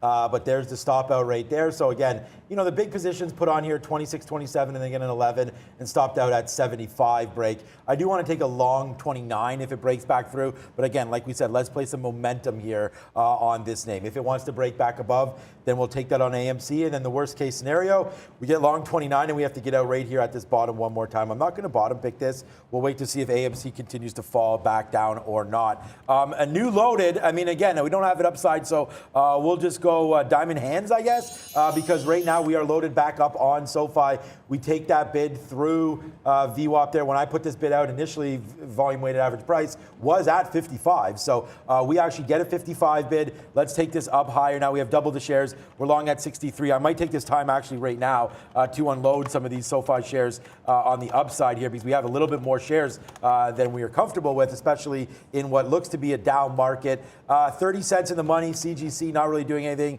Palantir, we did get some out at 25, but again, we're waiting for this market to pop. No more outs here until hopefully the 30s and then high 40s. We'll get that out at that point. And then NVIDIA, still $1 in the money. NVIDIA's really kind of been a tricky one. It's just kind of bouncing around here. So, I mean, you could have reloaded numerous times down here at 275. We didn't do that. Let's just wait to see. No ideas here for the upside. I think if the market rips, there is an unlimited upside to this name here. And then SOPA, Society Pass, just again, one halt, two halts, now to 622, indicating 677 open. If you want to look back at some SOPA, you know, we did trade around this $8.50 as it loads up here. I was looking at this $7 mark here that we just traded on couple of weeks ago, I guess, to 738. We were back up here. We did have some problems. I was going to say around 850 for SOPA, so that could be one to watch out here for on open. And here we go, man. Things starting to fly now. There goes Palantir right up to 30, like we said. That's going to be a good trade, so we'll jump for that as that comes outside. And then now here goes SoFi as well, making moves back up. So is AMC now going to help us by punching us through 29? That could be a good one. $1.50. Man, now, Arun, I hope your Airbnb still working out for you. Still flying. We're at 377 in the money on Airbnb. Sweet, a lot of people talking about Apple. So people may not like this because last time I went short Apple, I got a lot of hate for that. I'm still going to short. I don't really care, but money's money for me. I'm looking at potential resistance. This entire zone is going to be a ton of resistance. So I'm marking up 174 as the level I'm going to look at here. So any fade that I get north of 170, I'm going to look to fade Apple and look for a short side move there. So it's still strong, yes. Respect the strength. Market's turning around, great. I just picked up some PayPal as well as we broke the 184 level. So we're waiting on PayPal to the upside as well. But in terms of Apple, I'm going to keep a very close eye on this 170. If we start to fade out, I'm going to go for the short on Apple with the 174 stop. So that's my read on Apple. Another name that just popped off. Actually, let me just talk about the PayPal trade because that one's 17. I guess it's based on the spread. Spread is like 10 cents anyways. So here I am long, just north. I got a odd fill too. Well, odd fill just because of the averaging. 184.895. That's my fill. That's my total price here. It's nice little support here. 182 has been nice support. Finally broke 184 to the upside. We've got upside support. I can risk $2. I can get $2. I think we can get to 186. First target just north of or just south of 186, and then from there on out, I'll kind of tighten things up. One thing I do want to say though, plug the short on plug. I've kind of tightened up the stop on plug here. If we get north of 28 even, or not even exactly, but if we get north of 28, I'm just going to dump this because 28 is holding at that point, so I don't need to put up the full $3.50 in risk. Something just went off. No, not yet, but we should be getting out of plug soon. Popping. And plug was what, a 4-cent loser? Okay, I rid the train. It didn't go that great, but you know what? We'll just wait this one out. Before we go to Neil, just quickly right here. Let's go Superman on this one. There it goes. Let's go. We make all our money back and more as AMC. There's the 29 rip. Let's go, Neil. What you got? Just another halt here. ROIV is halted. This is not a low floater. Actually got initiated coverage by Goldman, and this came in last week, but it just halted circuit breaker upside. 320 million float is what I'm looking at here. But big time move. It actually is looking like it just opened back up 43%. Possibly could halt another time. So ROIV, high of day here. So you have SOPA, you have ROIV, two big movers. Nice trade AMC there, Sean. Yeah, man, thanks. Yeah, really happy with AMC trading here. As there it is, man, a big, like we loaded it up. We talked about that, loading it up. We are now at the high of the day for us anyways. Hopefully it continues to rock and roll. Check out this bad boy as well, man. SoFi, hell yeah. I like Neil. I mean, I like Neil as a partner, obviously, on the side there. But we're going to go back-to-back jacks. We have all winners today. AMC, my #1 trade, big time there. CGC, hello, CGC. That's a big-time trade. NVIDIA, like your Airbnb, except for I'm not as good as you, up $3 now with the money, NVIDIA. Palantir, let's go, my baby. You're alive, baby. You're alive. As Palantir continues to make that money for us, back up to $18.40. Okay, that sounds good enough for me. Let's ring some more Reggies on this beat-up stock right there. Doom, doom, doom, doom, doom. Fight that guy. And then, so that's AMC. Multiples there. CGC basically 1 for 1 there off the early short. 1 for 1 on NVIDIA. Oops, that's not NVIDIA. 1 for 1 on NVIDIA right now. Palantir, good movement to the upside right there. And then there's SoFi. Let's go, SoFi. Let's go. SoFi making a nice move to the upside again here. And I'm just going to take this time, one more time, just to show you guys. And I do this every single day. I say shout out to Prad. What's up, Prad? Check out this. We haven't traded Moderna or Rivian. But these names, CGC 9 breakdown. Okay, how'd that work for us? Worked out great. How about AMC? Let's buy all day, man. 28s, 29s. Let's buy. And then Palantir one more time. So although Gronk looked like he wasn't even playing last night, maybe he wasn't. But there's a nice little spike down there for that move. And here goes SoFi. The sticky note remains supreme today. And me and Prad were going back and forth on that Jake Paul fight. And I know you used to box, Arun, but yeah, no point in showing that there, Randy. But I don't know if you saw that knockout. I saw it. That was an insane knockout, man.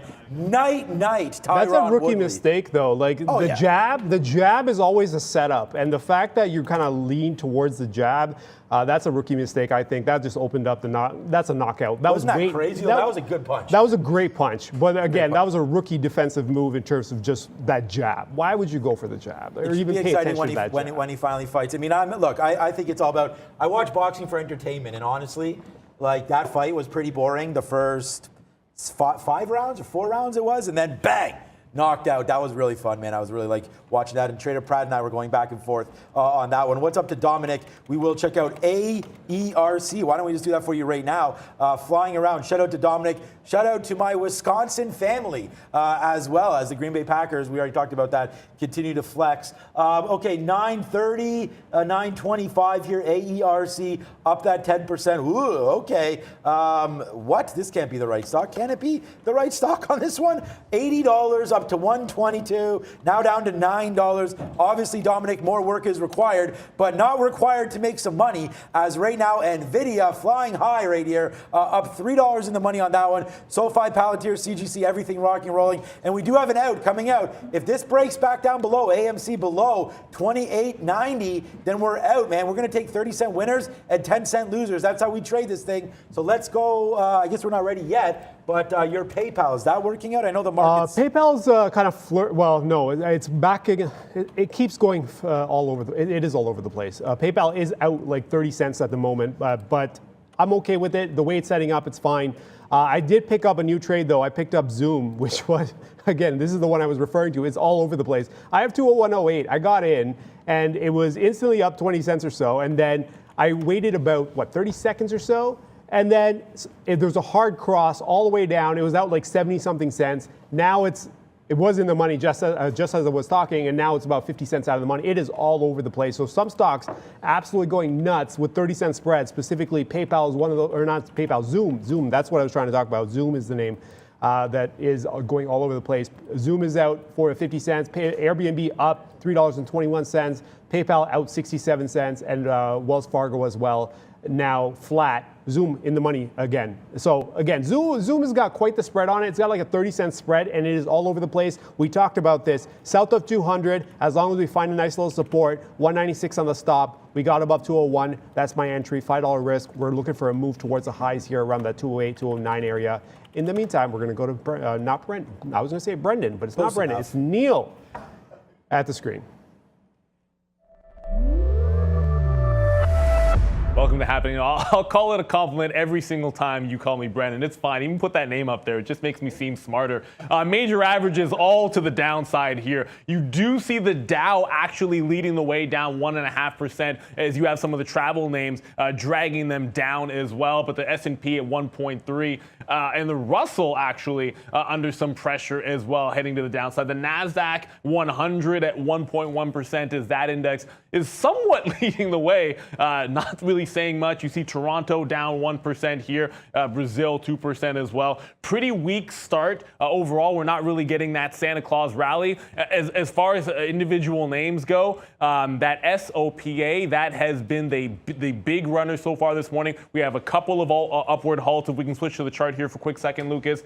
We have a couple of upside halts here. And again, now testing $7.50. You've halted once, you've halted twice, you've now halted 3 times to the upside. This is the biggest mover being added to the Russell 2000, as a matter of fact. But if you look at what's been going on in this name, still well below what I think could be some resistance at this 13 level. But it's halted 3 times. This could halt multiple times in the session. Cannot seem to find enough liquidity to be open more than a few minutes. This happening now, brought to you by Masterworks. And Masterworks is the first and only art investment platform you can use to invest in SEC securitized artworks.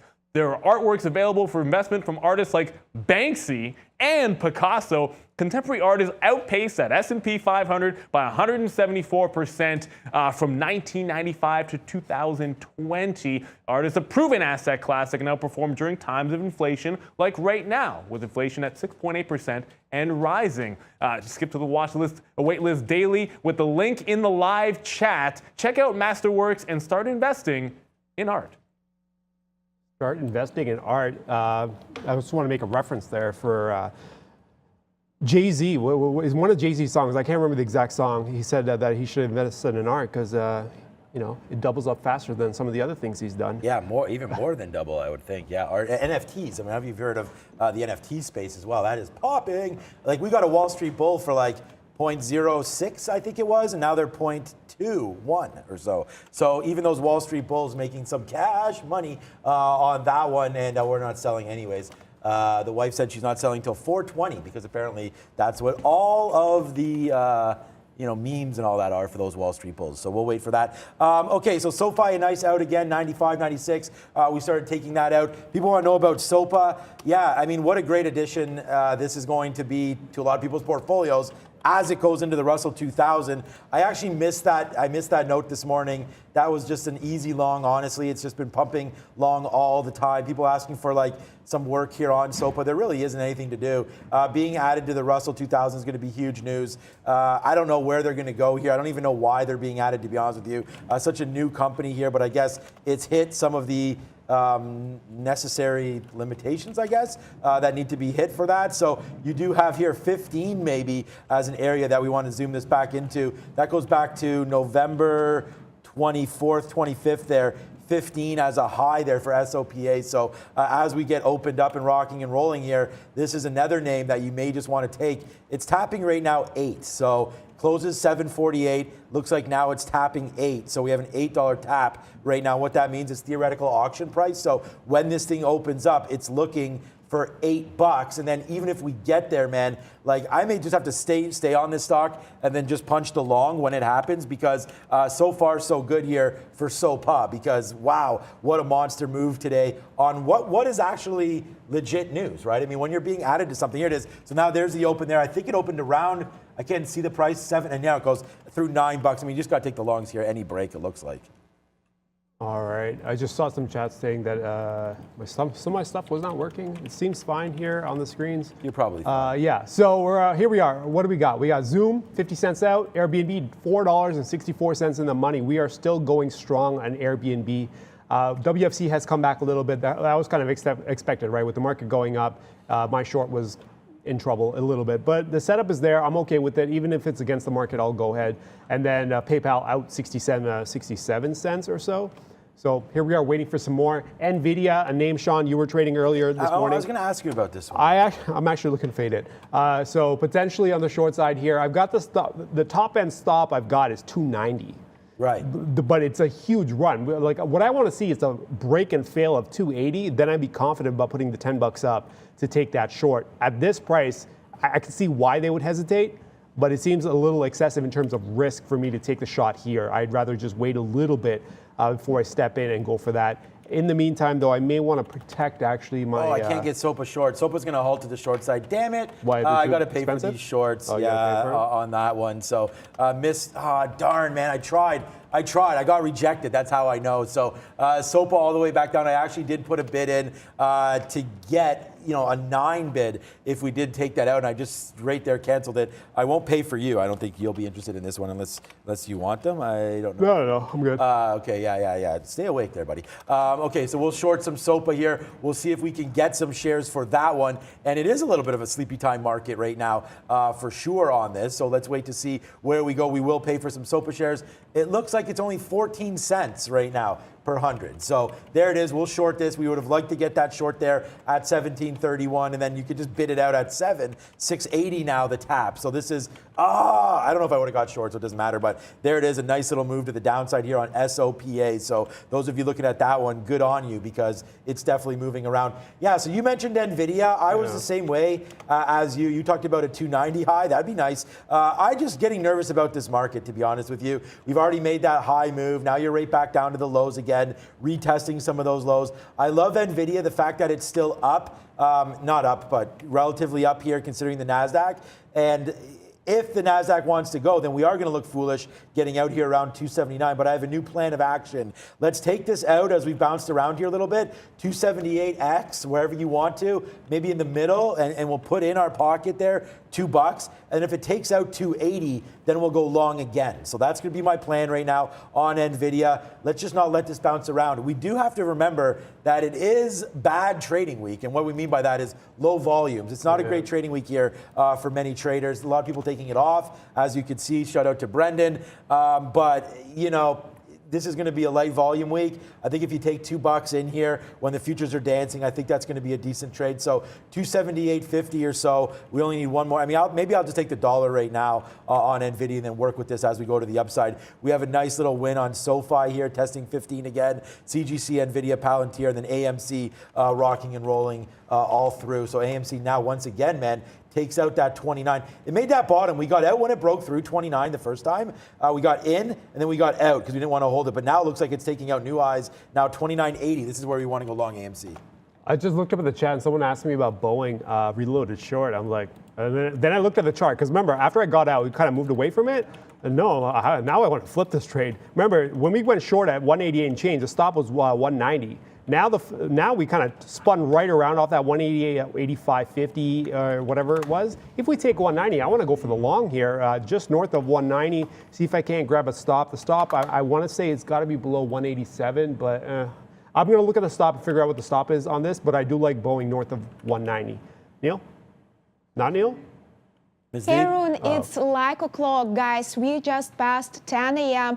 and got only 1,000 likes. I know you're busy trading, and I would like to remind you to smash the like button. 6,000 people are watching, and we would really appreciate if you support the community, and we'll go along on the like button. Shout out to Randy and Lucas for an amazing job today. Back to you guys.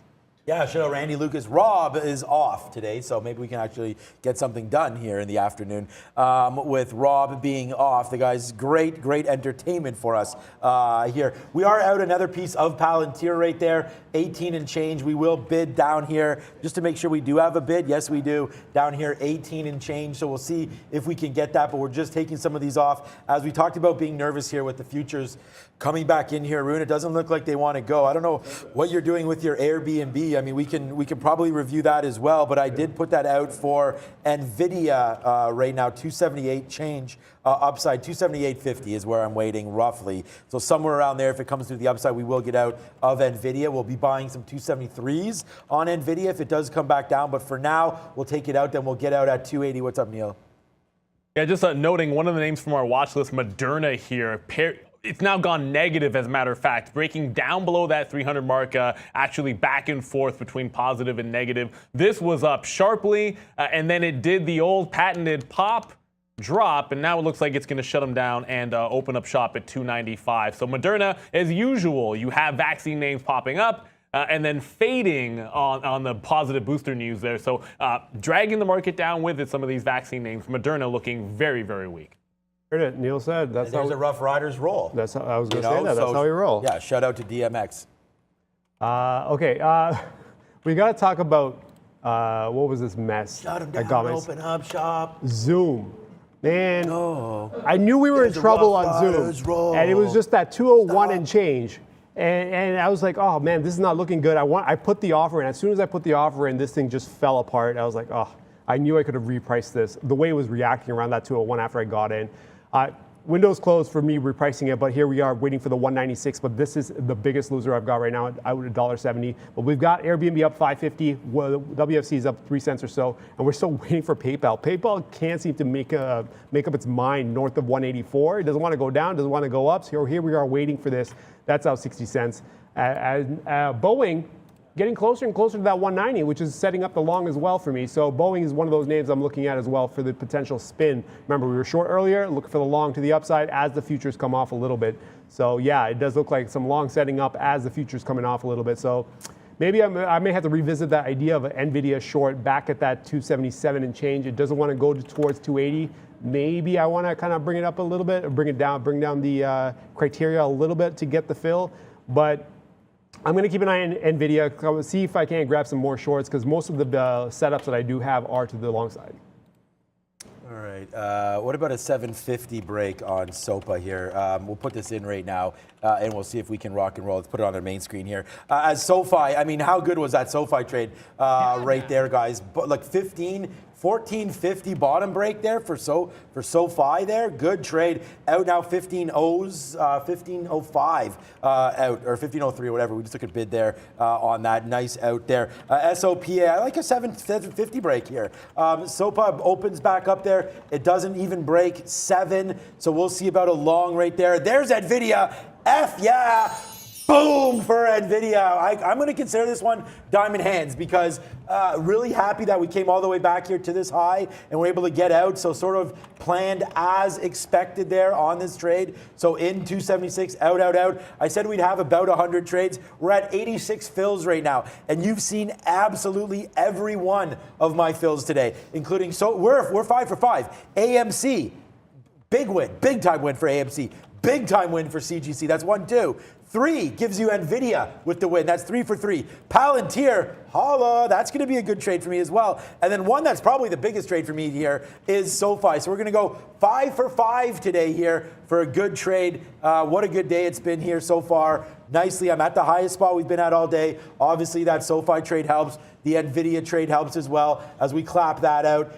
And then we'll get out right here, 280, as we go clap back right now, breaking through 280. That's going to be my next in for that one. And we're going to watch some crypto going through today as well. AMD, SOPA America going long there. Okay, there's SoFi trying to take out the high. SOPA looks like, I don't know. We just resisted again that 750. So right now we're kind of bouncing around here. We could take out this 7 and then look, just temporarily watch out below. If you take out 7, maybe this thing does cruise back down to the downside. So 7, a little bit of an area of concern for me, for anybody long SOPA right now. Here we go. NVIDIA just cracking or getting to that 80 mark now, Really? 280 and change on NVIDIA. This is the area I want to look to fade. Remember, respect the strength. The strength is there on NVIDIA, so I'm going to respect the strength, but at the same time, if you start to show some hesitation, because there is a ton of action up here, if you start to show some hesitation, I want to fade this, but I'm going to respect the strength of this market. For now, I'm going to say 278. If we come back to 278, I got to consider the idea of kind of putting up to $12. That's kind of pricey. Can I get the downside? Probably. I don't think I can get below 270 and change. There. Yeah, what did you get out? Yeah, 278.50, but I'm back in now, which is now giving me a little pause for concern because of your rhetoric there, that you don't really like this at these levels. So that gives me a little bit of a pause for concern. Well, you're momentum trading the break, right? That's different from what I want to do. Yeah, I know, but I kind of want to hold it. I mean, if you're seeing that there is some kind of support up here, resistance, I guess, up here, then yeah, I am a little bit cautious of that. Obviously, we have 284, 285 right there, and I know that's probably what you're talking about. Not a 280 clean, but we did go long there. It's been a good trade for us on NVIDIA. I do want to take a piece out for $1. If it goes back up here, we will take another piece out. Here it goes. We're in the 80s right now. Maybe we get this, maybe we don't. We're offering in the 80s. One more little push up here. We should be able to take out this NVIDIA. It just ripped up for us. We were long from time, 276. So there it is. Yes, sir. Yes, sir, Arun. So here we go. So now you can almost do whatever you want because we are out of 2/3 of that trade. You made me a bit nervous, but that's okay. We all trade our own positions here, and that's the other thing. Arun could be short. You often see this with Neil or I. One short, one long, something like that makes no difference. We're trading our own accounts. We're our own individual minds, and at no way do we do any team trade or anything like that. Sometimes we'll be flipped the same way, but right now we are not, at least I don't think. Yeah. NVIDIA right now screaming to the upside, and the profits just keep on getting barbecued upside. The kids requested burgers, so we made some homemade burgers. They like that. Stuffed them with a little bit of cheese and bacon to top it off, so that's how we do. What's up, Etobicoke? There you go. What's up, Etobicoke? That's where Sean's from. And I'm sure Neil's shouting out Brampton. And Prad, as you know, on his show, I always. ain't never shouting out Brampton. He shouts out the Brampton Transit because that's what he's all about. Right. Neil? Prad's just a hater. I think that's what it is. We love Trader Prad. You might love ITCI, Intracellular Therapies Inc. Needham raised its price target to 59 from 54. We think that's only $4. Might not matter much, but it is up 23% on the session. Actually just made a fresh 52-week high, breaking out through 48. So the list of movers certainly continuing there. Great trade. That NVIDIA, I love that great trade there. The overall market obviously has been holding steady to the downside, but you're seeing some individual movers. Add ITCI to your list. Yeah, and finally, talking about individual movers, finally, Zoom starting to go now, $1 in the money after kind of cracking that 200 mark. Now here we are north of 202 here. Let me pull up the Zoom level 2. Forgot it's a NASDAQ name. Here we go. Finally, we're getting that bounce off this 200. I'm already long. We're looking for, you see this yellow line? I don't know why it's yellow, but that's my offer waiting to get some out in front of that 207. That's my first target here. So we're riding Airbnb up $5.50 in the money. We're riding Zoom now 90 cents in the money. WFC is out 12 cents. PayPal is out it's in the money now, 10 cents. And then Boeing, I just picked up Boeing. That's a new one I got to talk about. Boeing here, we are long. We talked about this. Boeing north of 190. This was like the reversal trade. Whoever, I can't remember the name, but whoever pulled this name out, I know you were expecting kind of a read on the short side, or you were asking about the read on the short side. Thank you for bringing it to my attention, because I completely forgot about the flip side of this trade after I got out of the short. But the flip side is what I'm looking for. Remember, be open to both sides. Just because you want to go in one direction doesn't necessarily mean that opposite side isn't available. It's there for you if you want to look for it, or if you set it up the right way. For me, 190 was the stop originally. Here we are. The short didn't work. The short did work. It made $1. But then here we are flipping that trade. This may take some time, and that's okay. Some of these trades take time, and that's perfectly fine. That's why we have all day to work with. It doesn't have to happen immediately, as long as these trades keep going in the right direction. Here we go. Now PayPal's going. Well, not going. It's 6 cents in the money. I thought it was going. On the chart, it looks like it was going, but I think it was just what's the spread on PayPal? It could be like 30, 40 cents. It's about 20 cents. Okay, that would explain why at one point we were up in the 40s and we didn't really go anywhere. But here we are. 3 out of 5 positions are in the money, and the other 2 that are out of the money are less than 10 cents out. So we are waiting. Market, what is it doing? Take a quick look. Doesn't want to break 40. Here's the issue with this, right? I can't make a futures trade unless we get into 2 specific bands. Either get me above this 75 into the 80s or get me below this 25 into the 20s. At some point, I can make a read there, but until we get past either one of those checkpoints, I can't really trade anything on the future. So we're just going to ride these profits that we have right now, and we're going to go to Neil at the big screen. That is right. Going to get the small cap recap in. Only a couple to talk about here today. Still not Brennan, although I should put some glasses on, maybe look like him there. But SOPA, look, it's up 120%. You are seeing a bit of a consolidation now after multiple halts to the upside. Looks like price discovery has started to come in. Long story as to why I can't actually trade today, but I can tell you I would be on this one right now. I want to note first this tiny little cluster when it gapped down on the daily here, right around that $6 level. We'll get back to that in a quick second, but that could be where support comes in. If what I think is going on here, you finally get a failed wick high, We failed here through that opening, I guess the third halt, that 750 level, and you're holding. This halt level looks like it's the resistance. If this does hold, I expect a test to that $6 level. That was the support on the daily chart. So SOPA should be on everybody's radar for a big mover. If it bounces off 6, always a chance it can make a secondary run. But it looks like that 750 halt price is going to be the big one. Can Fight was the other name that we were talking about earlier. It's also on our watch list, getting some positive news from both the FDA and the European Drug Administration. Another one we talked about, the pop and fade idea here. Now, there are some levels of concern. That was at 260, 280 that we talked about in the pre-market. You will see, what did it do? Popped right at the open into that 260 level and then failed right down, consolidating at that 210 to 220 area here. Had I been able to trade? And look, the reality is, if you can't trade, or maybe you get shut down, some traders, I'm not shut down. I'm actually not logged in as myself. So we can make the show work for you today. But if you can't trade, you should always paper trade. What would you do in that particular situation? So I wanted the 260 flop. We talked about this right before we came on, right before the open at about 925. It gives you that consolidation around 240. If you can't get 250, it gives you that 240. Now you'd basically be sitting in the money with some target outs in this cluster in front of 210. Next target would be down here from 190 to 2 even. So you might park a few bids in front of 2 if you were short. You might also consider the rest down around 190. If it's going to make a secondary push, it's likely that that 190 support holds as opposed to that even $2 that everyone else will be looking at. So a couple of big time movers here, hopefully giving you some profits. Profits all day.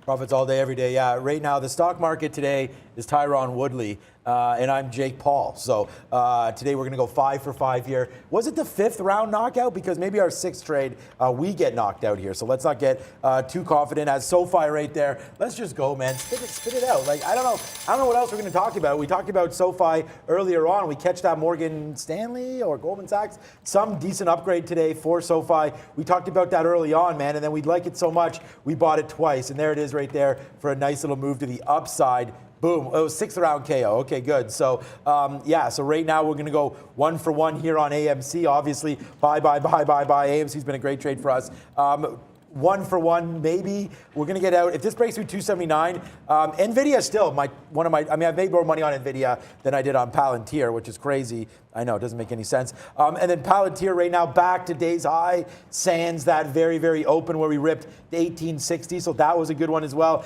Just took another piece out. We're getting light now. As I see, Arun, you check your watch, it's 10:30. Yeah. So we're starting to piece out some things here. And then really the big one, I mean, this kind of feels like Nate Robinson back in Jake Paul's early days right here, because SoFi was just pretty easy, man. So we get the Scorpion out there, which is not even mine. I'm supposed to have the other one, the Street Fighter. That was more for Neil. But there's SoFi, man. Flawless victory on that one as it bounces right off that 1450. And there goes NVIDIA. So again, we got out. And this is the thing that we try to do a good job of here. And I hope I did that. We talked about getting out for 2/3 of our position right there for that dollar, and then we lose that last dollar as it breaks back through 279 on that last 1/3. So this trade still profitable, obviously not as much as it could have been if we got it all out, but still a nice little runner there. We're getting very, very light on these positions. So like you, Arun, we'll look to our chat here if there's anything else. GRTX, we'll look at that. NVIDIA 283. Okay, I am looking at that one. If you want to have a quick look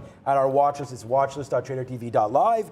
And then right here, go to @TraderTVSean on Twitter, and I'll just put the link there in the chat. You can check out some names from the sticky note. All right, I'm looking at the market. I'm looking at some stocks. Most stocks that I have are holding up well. Zoom is $1.33, holding up strong. Airbnb, I've tightened up the stop. It's $4.77 in the money, but now I'm locking in at least $2 or so. We're south of not 154.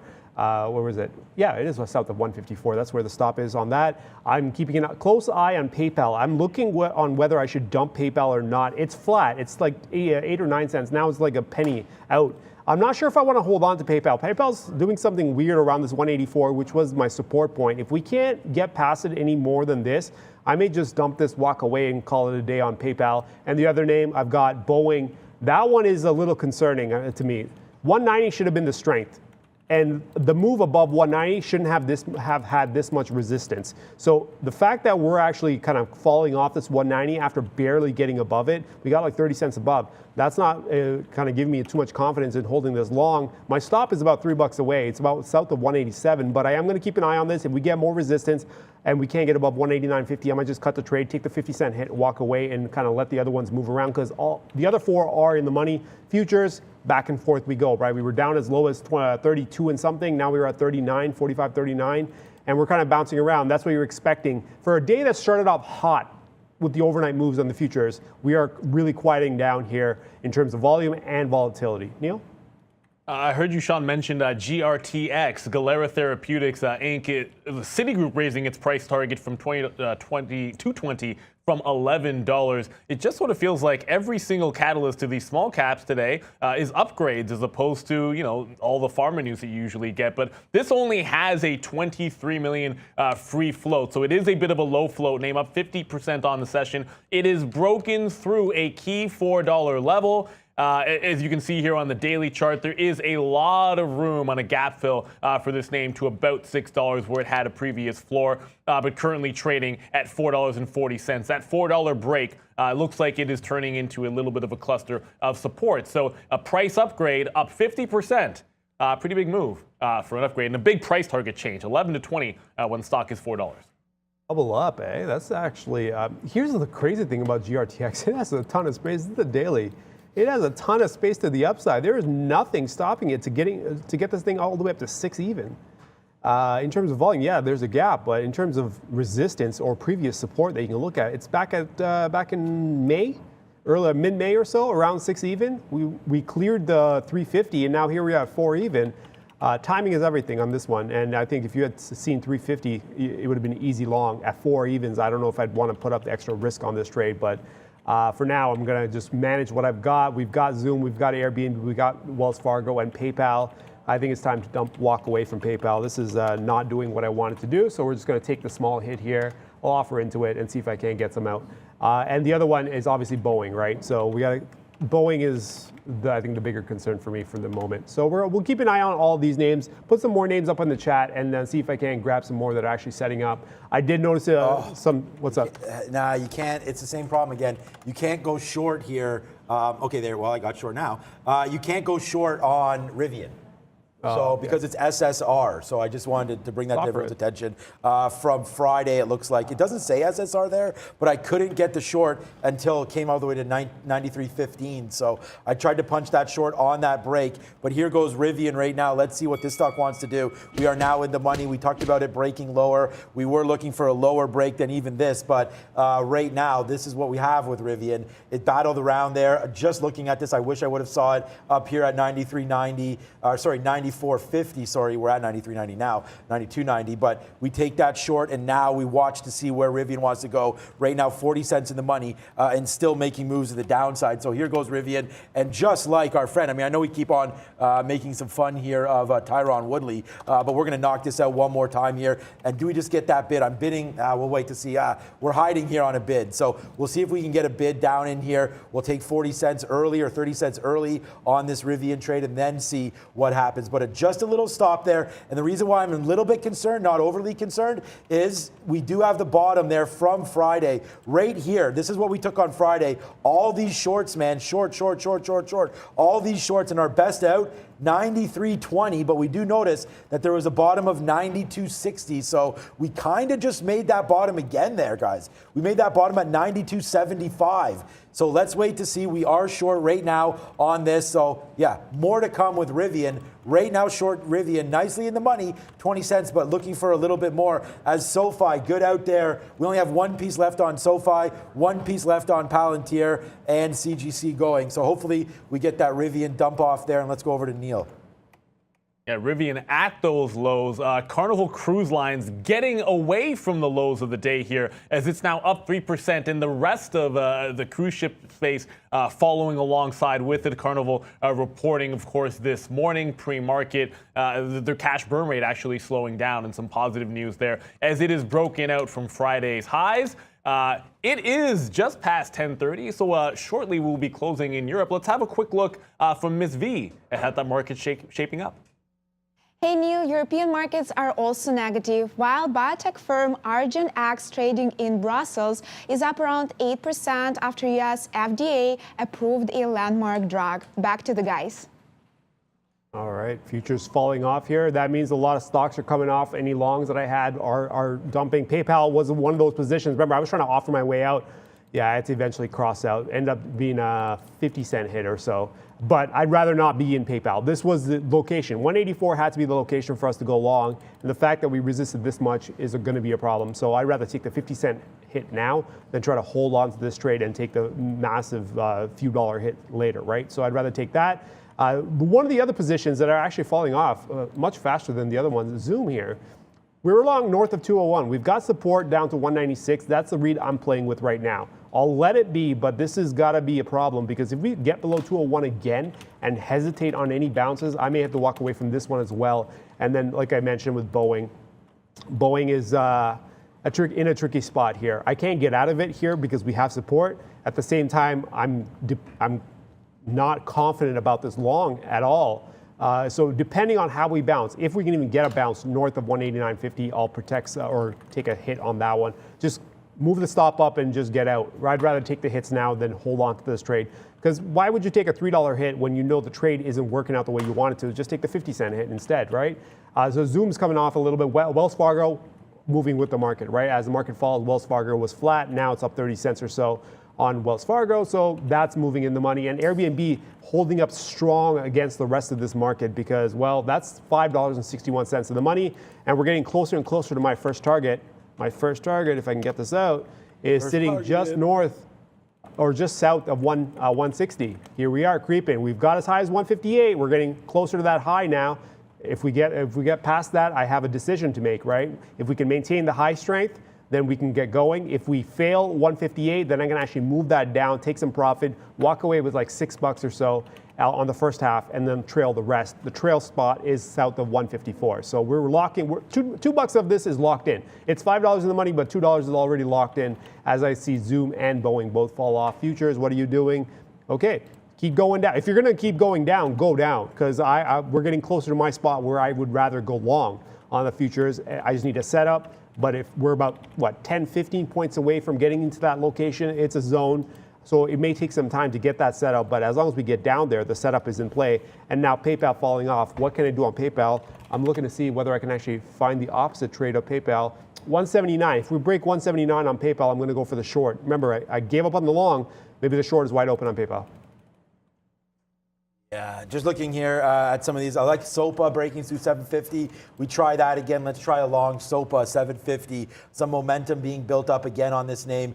Volume starting to come in. We take out 750. You could halt it one more time. And then if we do, we probably test up here. So again, SOPA long, I think it's worth punching in through 750 with hopefully a relatively tight stop. New position alert. I meant to get to this one and then SOPA started to go. So on some strength here in the market, let's go back over to Softy. We are 6 for 6 or 7 for 7 today.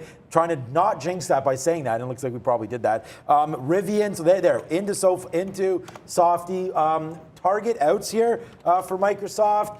Again, it's been pretty weak today, as you guys can see, down that 1% against the market. So actually, I'm only saying it's pretty weak because we've seen a battle back in NVIDIA and some of these other names. And right now we're finally starting to see some Microsoft. So we do like this. Let's take this out here around this 50. So there we go, take a 45. If we're lucky enough to get that out, we'll take that rate at VWAP there. Meant to get long at 20. Unfortunately, punched us higher there at 30. So a little bit of slippage there. That can happen. So whatever. We'll see if Microsoft wants to continue to go up. But I do like this spot.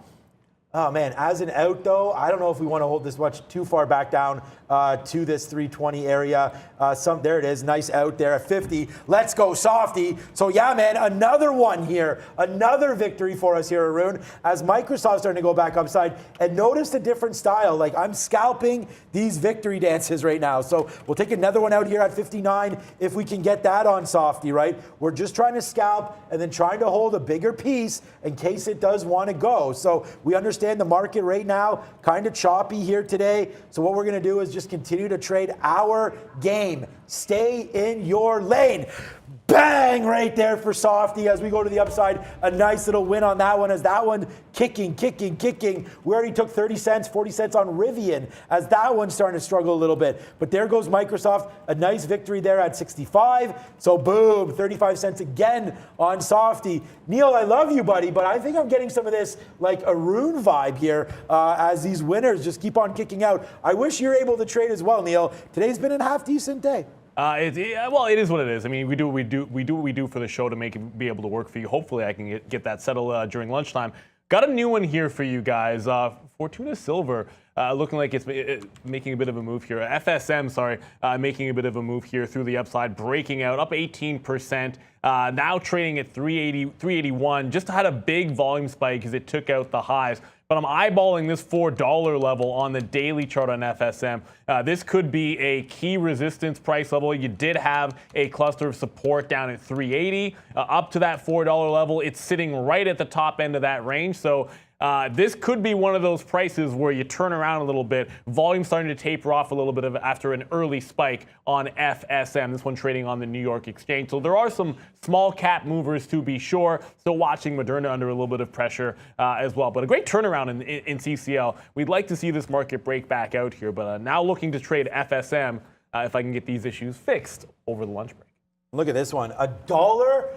Bang, we spiked that down today as Microsoft now $1. We just took this trade, Arun, popping off right now as the market continues to sail. $1 in the money for Softy. So targets, man, days high. Let's go see if we can take out 323 right now on Microsoft. We got to hold some of these longs. That's going to be a great trade for us. Palantir all the way back, man. This is what I'm saying. You got to switch over sometimes to different stocks. Microsoft blasting off, Palantir not doing anything. SoFi coming back in a little bit, and then Rivian now out a quarter.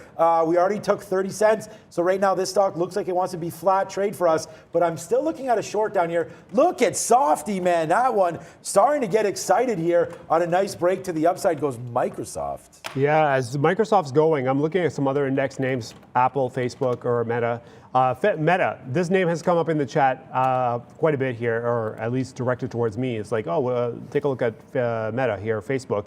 I'm looking at 326. If we can get above and stay above 326, there's a long here. It's a nice little move here on Facebook if we can get above. That's the critical thing, right? It's got to be strength above 326. If you can do that, we go long 326 and change, 320 stop, so it's about $6 in risk or so, and then we're looking for the high. We're not even looking at 330 anymore. We're looking towards 330. 332 is where I would be looking towards to kind of just get above all of this here. So there's some strength here across indexes, futures moving. Here's the issue, right? There's strength obviously on the markets, but every time we go up, you see this like somewhat of a downtrend here. So every move up is higher or lower than the last high. So it is bouncing, but it's bouncing with a negative trend line. So at some point, this trend has to kind of like take over and just overrun any bounces. That's where I want to really kind of keep an eye on. We know the low is sitting, what's the low here? 35, it's not 35.29. What's the low here? The pre-market low is 45.26 quarter. The way they're moving, the way the futures is moving right towards that price point. So I want to see how the stops go off below 45 quarter. If we kind of blow up the stops, come right back in, because I am expecting some support, especially down in the 10s and 12s.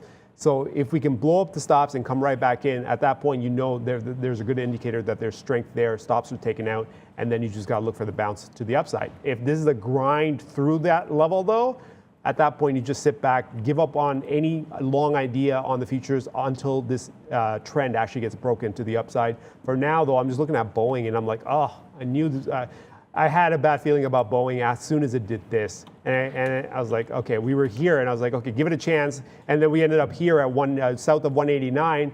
I'm like, okay, if we get back above 189.50 and stall out, then I can just take the hit then. But it's chugging to the downside. And I may have to end up taking the hit here south of 187. So that's going to be a full-size hit, about $3 or so. Zoom coming back in. Airbnb, $5.45 in the money, still going towards the 158 high. We're targets here. We'll make a decision on what to do after we cross the highs. And the other one, WFC as well. I finally put a target on WFC here. Don't go to Neil. Around 146 and change, 46.03. And we're just going to go to Neil. No, don't go to Neil. Don't go to Neil. No. So we will go here in a second. SOPA right now, just because we gave this trade to everybody. A breakthrough 750, guys. I told you we're going long SOPA right there, breakthrough 750. So that's what we are. We are now long 755. Indicative open now 805. So, hey, man, we'll get some out on the open and then boom. Propane explosion. Let's wait to see what's going on. There's SOPA 810 now, indicative open. So we'll wait to now just back down to 8, but we'll see where this goes. We'll see. I just didn't want it to open up while Neil's doing this. So SOPA, we're in it right now. Let's see where we go. I'm taking 822 now. Yeah, buddy. Over to the big screen. Let's go, Neil. I love it, Sean. I mean, look, that's one I would love to be trading, obviously, that SOPA big time mover. We were just talking 750 on the small cap recap there. And look, you've got to trade what is moving here today. Overall, now this board we're quite red overall. And obviously, you did see a bit of a rebound in some of the travel names like CCL, but that is not even really reflected in what's going on in the overall section because you're still seeing MGM down 1%, CCL turning around on earnings up that 2%. You're seeing the banks and financials under tremendous pressure this morning, guys. Is it just across the board? You see American Express down 3.5%, insurance names down, looking relatively weak. Industrials, capital goods looking terrible. I mean, across the board, 3-4% downward moves. I'm actually looking at GE, General Electric, down 2.5%. That's one I recently added that has been under pressure. And if we come back into your IT and your tech, you're seeing across the board, I mean, Adobe is only down 1% here. Realistically, we did see them report last week and we're under pressure. So overall, not too bad for them when you talk about the overall sector, given how ugly it did look. Interestingly enough, you're going to see Netflix over here up 2%, so showing a little bit of relative strength. I mean, you've got now Meta down 3% here today. So the big FANG name, if you can even use that term anymore, that's positive is going to be Netflix, showing some definite strength in here today. You can just kind of see here with your pharmaceuticals that Pfizer up 1%. So we saw Moderna with the positive news of their booster shot, trading heavily to the upside there and then giving most of those gains back. Pfizer, last week's darling, remaining up that 1%. Really, the story is that Santa Claus rally yet to come in here today. Maybe it's going to have to be a Tuesday thing, Sean. What a great update. Thanks for that, Neil. So many things moving around today. Lucid back down to 38. We got to look at that. Rivian is now still flat on that one. Microsoft, the dollar in the money. This is now indicating 830 on SOPA. So yeah, hopefully this one can just open up where it wants to. We're going to get out of 2/3 of this trade on open now that we see this. So we already have an order to get out. So to open up, hopefully it prints. Well, not hopefully, it will print. We have a limit on open order to go. So I'm already crossing into this level. So we're going to get whatever price. So I don't really care what the price is. I don't have a limit order. This is something that you guys as traders might want to do. And that is just, I don't need this thing to open up at like 8:30 and then just instantly tank down. I do want to have something in case we rip and then something in case we dip. So we're going to get out here. If we dip down, we'll take that opening print. So it's all good. Out of 2/3, this can burn us because, I take out 2/3 at 8:30. It's nice because we'll still make that dollar or so on the trade. So that'll be good. But at the same time, sometimes it infinitely keeps on going up. And then you're like, oh man, why did I get out? But that is trading for you. So that's what we're looking at right there. Palantir came back in, but we're out. Like we literally have less than 10% of this trade on for Palantir. So not really happy with the way this is moving. You could see Microsoft, the dollar in the money, and then Palantir coming right back into flat. So that's why we take this all out at some of these higher days. So for me right now, we just wait on SOPA to open up. I don't know, maybe Neil, if you can call up the halt page there. I think it seems like it's been a little bit of time now. What time was this? 39. So it looks like it's going to be a 10-minute halt by this counts. Hopefully that's what it is. And we'll open up in about 3 minutes there for SOPA unless there's something else. But that should be what it is. Neil's great at those halt pages there. So we'll find out if that's what it is. But it could just be volatility there. So we'll hope for that. We'll go to Neil. I just heard that. Yeah, look, I do have it up here. It is, look, it's, and you should always try to go to the NASDAQ Trader Halt page. I think obviously we'll give you the information, but you can always have this one up. You see the code here. It is a volatility halt. Right now they have a quote resumption time, but not a trade resumption time. So it will be a 10-minute one unless this changes. So Society Pass Inc., it's been several halts here. We should be open up at 10:49 and change. So just about 2 minutes for you guys. So SOPA, it continues to be the biggest mover, and I think it's one that will be trading all day long. Maybe it does 10 halts today. Who knows? Anybody's guess. Yeah, hopefully not too many halts. But we just got out of something there. Oh, Rivian. What? Oh, no. I did not mean to get out of Rivian there as it takes up 90. Oh, Rivian goes to the upside. Okay, that's what happened. All right, so different story there. I thought it was a different story. Rivian now to the upside. I thought we were going down. I was like, I don't want to bid out of Rivian. So interesting story here for Rivian. As it takes out these levels, I actually punched long, and I did this on purpose. So you're going to see Rivian flip over to a long. So it was just one of those things where it actually, and I just typed in long in my charts, it actually was something there where if we didn't, so again, it's small, we're flat on Rivian, pending now this long. So we'll see. It's taking out some of these levels. We resisted the same thing. So now this is going to be a little bit of a longer hold. Because we resisted one more time, maybe, how can I zoom this out? I can't actually, unless I go big screen here.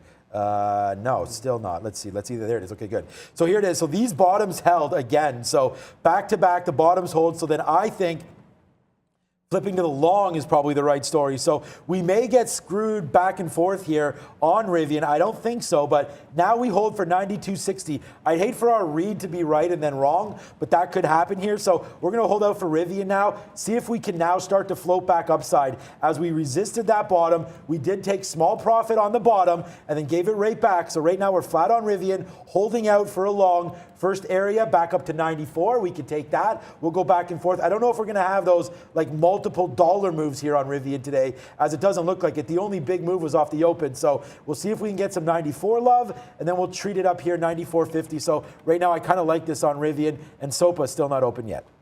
All right. Man, everything else is looking good except for the one Boeing trade that it was in trouble earlier on, but it looks like we're going to end up taking the hit here. 187 is a stop. We're still 70 cents away, but I have very little faith. Given the way Boeing's moving around, I have very little faith that this is actually going to go back where I need it to go to get out. So at this point, we just let the stop get hit. That'll be a $3 hit. But we've got Airbnb $5.22 in the money, still going sideways in front of this high. This is better off for me. There you go. SOPA's open. You want to go? You want to take it over? We might as well. I mean, I didn't mean to interrupt. Just it did get open, and we do take out 2/3 there at 860. So hell to the yeah. Boom! We leave SOPA alone, and then we're like, thank you, come again, because now it is a monster to the upside. There goes SOPA. Yeah, we're only in one time there. It's touching $9. Let's do a little bit more work on this one. We talked about the 850 level. That's where we just in right now. So $9 to the top side, 950 baby. Then after that, 1050, and we continue to fly here on SOPA. So yeah, we'll probably just hold this to where we got in. I'm willing to give this all the way back on SOPA. Now $1 in the money. 750 is going to be my drop zone. We'll just take it out, man. We took $1 win on 2/3, and now let's just play with house money here and let this name continue to ride. Yeah, buddy. SOPA, high of the day for me right now, Rude. So didn't mean to do that, but that's SOPA now open. So there it is, man. Going to the upside. The SOPA king. Thank you, Jason. Yeah, I'm just looking for some more trades. That gives me an opportunity SOPA to find Opera. Other trades as well. So here we are waiting on Boeing to maybe off chance that it turns around, but we got Zoom as well. We'll talk about all the management because at this point, the three positions that are in the money is just trail stops, right? And then Boeing we can't do anything with because it's just coming down. In the meantime, we're just going to go kneel at the screen, at the big screen with Money Talks. Welcome to Money Talks. About the only thing as parabolic as SOPA is the daily chart. Looking at the USD Turkish lira as once again under under tremendous volatility here. You're going to see up 10% today. Remember, the Turkish lira has been under a lot of pressure recently because they have some interesting monetary policy when it comes to raising rates and what you should do in an inflationary environment. Essentially, the reverse of what the entire economic community thinks. Now, overall, you're not seeing a heck of a lot of movement. I mean, CAN US, slight downward movement of 0.57% here. The euro is strong today, up almost 0.5% versus the US dollar. So that has been a bit of a change there. I want to highlight very quickly just a couple of things here. Bitcoin at that 46,000 level, holding forward. This is a key support area, 46,000 on Bitcoin. But drop through here, you have that flash crash bottom of about 42,000 that could come into play. Ethereum holding well above its 3,700 support at 38. So both names down about 2%, both in front of very, very critical levels here that we want to see hold up. But the Turkish lira still going absolutely nuts. I mean, it's got to be extremely stressful if you live in that country and are trying to spend those dollars. All right, what do I've got? I'm looking at Sean's, one of his favorite stocks, Microsoft. Yeah. Back towards 320. Well, it's the 320 and a quarter. I'm wondering if I can actually squeeze in along here.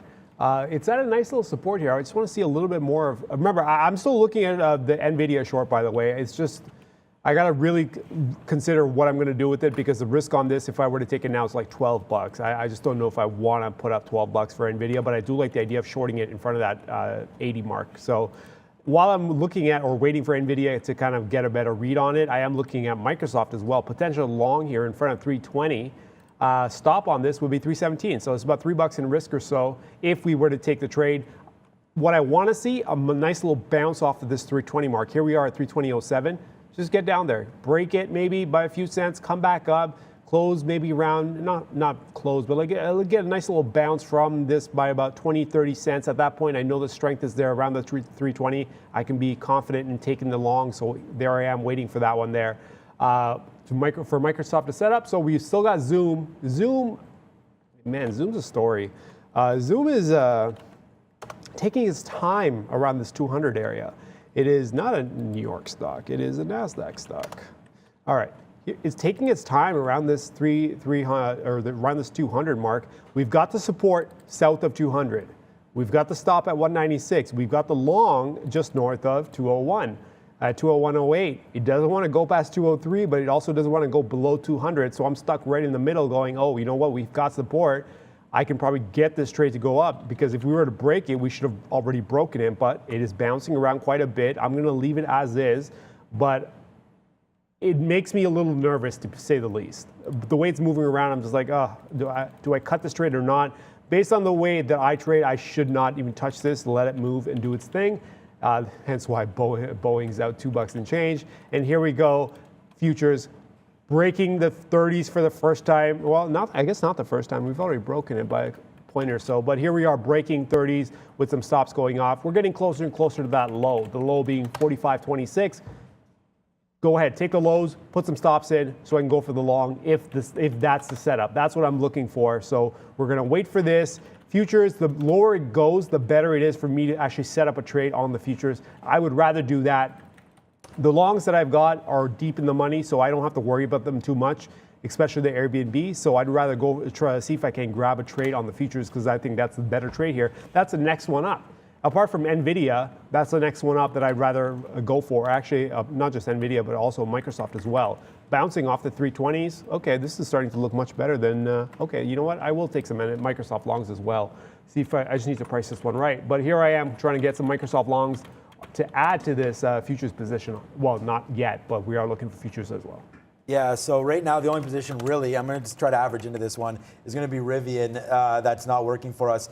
It goes right to that spot where I thought was going to be a turnaround spot, and I said this could possibly happen to us on Rivian, where it just doesn't continue its move to the downside, and then we would take that long. So we do that. It comes right back in though now, stopping hopefully at that same spot that we're worried about. So I think this is well worth a reload here for the long on Rivian. So that's what we did. We don't have a great average price. It's not going to be that far against us. It's only down 60 cents, but the market now popping downside here for that name. So we're going to have to watch out for Rivian right now. Oh, shoot. There's only 3 minutes left, Arun. Okay. I had no idea about that. So let's go over to Neil.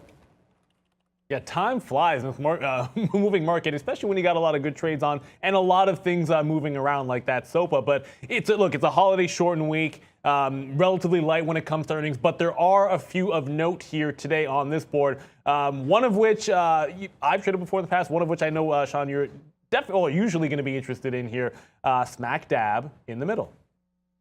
Yeah, we recently bought some Nike at 145, but we didn't get anything out. Now it's down to 155. So Nike getting clapped right now. We'll find out tomorrow what they have to say, because that's going to be an interesting name. We did hide there, but now hide and go seek, they found me. So it's right back in now on Nike. So we'll see where that one wants to go. Hopefully they don't talk too much about supply chain. But yeah, it's not going to be looking forward to that report. And then Micron continues to work, although I guess in this environment, we'll have to check back on some of those semis and see where they go. But hey, if you pick the right stocks, I think we're proof of that today. We're going to end the show like 7 for 7 here, or 8 for 8, pending this Rivian trade, which looks like it'll probably get cracked out here at this day's low here. But so far, so good today. I don't have much to review, other than, it should be a good one. Watch out for volumes kind of dying down. But again, if you trade the right names, and I think that, Arun, you haven't made too many trades here today, but you're in a few names. How many? 19. Okay, so that's pretty good. So 19 trades. It doesn't matter, good or not. Like you said, we wait for the best opportunities, and if we can find them, then we're in those. So we are now into another reload spot here of Palantir, as well as we're testing that 18 bottom. Yeah, as I'm watching Microsoft break these 320. See, this is what I was waiting for the first time, and I thought I saw it enough, and then it decides that it actually wants to go a second time. So here we are, 319.50. I'm long just north of 320. Stop on this is south of 317. So I've got, 4 longs, 1 short. Futures just took out the day lows, as a lot of these index names are falling off here. Yeah, timing on Microsoft sucks because that's at $1 now. But everything else is doing fine. Well, Boeing, bar Boeing, and Microsoft at the moment, but everything's in support areas. Hopefully we can get something on the futures as well. We're getting into that zone that could provide some opportunities to go some buy, or to go to the long side. In the meantime, we're gonna go to Valeria with National Day, I believe. Thank you, Arun, and hey guys, thank you for starting this trading week with us. Also, thank you for 1,700 likes. And if you didn't like this video yet, please give us your likes so we can get to 2,000 of them. Also, please join Prad and me to continue trading and market movers. And happy National Sangria Day, everyone. National Sangria Day. Oh yeah, shout out to my wife. Yeah, she's all about sangria. Obviously, you live with me, you got to drink a lot of sangria. Yeah, I don't mind sangria. To me, a little bit too sweet. I've got an experience with sangria. I got stuck with it. So we were in Portugal, my wife and I. We were in Portugal. We ordered sangria, and then she decided that she wasn't going to drink it. It was an entire pitcher. And I'm me being the guy that I am. I'm like, I can't waste this. Same. So I had to finish it by myself as my wife watched me, because she's like, I want to make sure I have space for food, because we were going to get food, but then we had to wait, and it was wait for it. So yeah, I got stuck with the entire pitcher. I finished it, by the way, and I still had food on top of that. So I can do it. Nice job. Yeah, no, there's no doubt about that, and I agree with you, man. Don't ever waste the booze, that's for sure. So good call on that one. We did load up on Palantir down here, 18. We talked about that.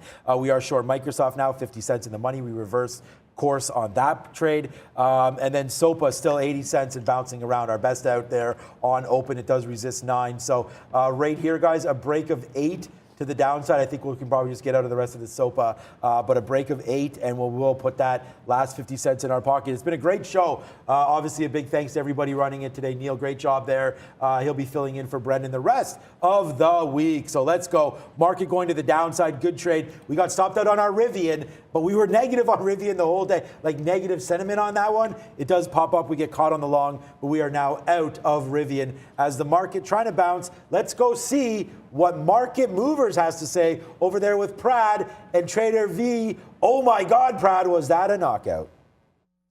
Welcome back to Market Movers. I'm your host, Trader Prad. This is the Thank you, Prad, and hey guys, welcome back to the markets, everyone. Negative day overall. I hope you're all doing great. Please be active on the chat as usual. Ask us anything, and we would really appreciate if you give us a like. How's your trading day going, Prad? Haven't made a single trade and probably not going to, but we're here. We're here to have fun with the chat, talk about the markets. How about yourself, Miss? You had a great weekend? I had a nice weekend, but today, negative day for me overall.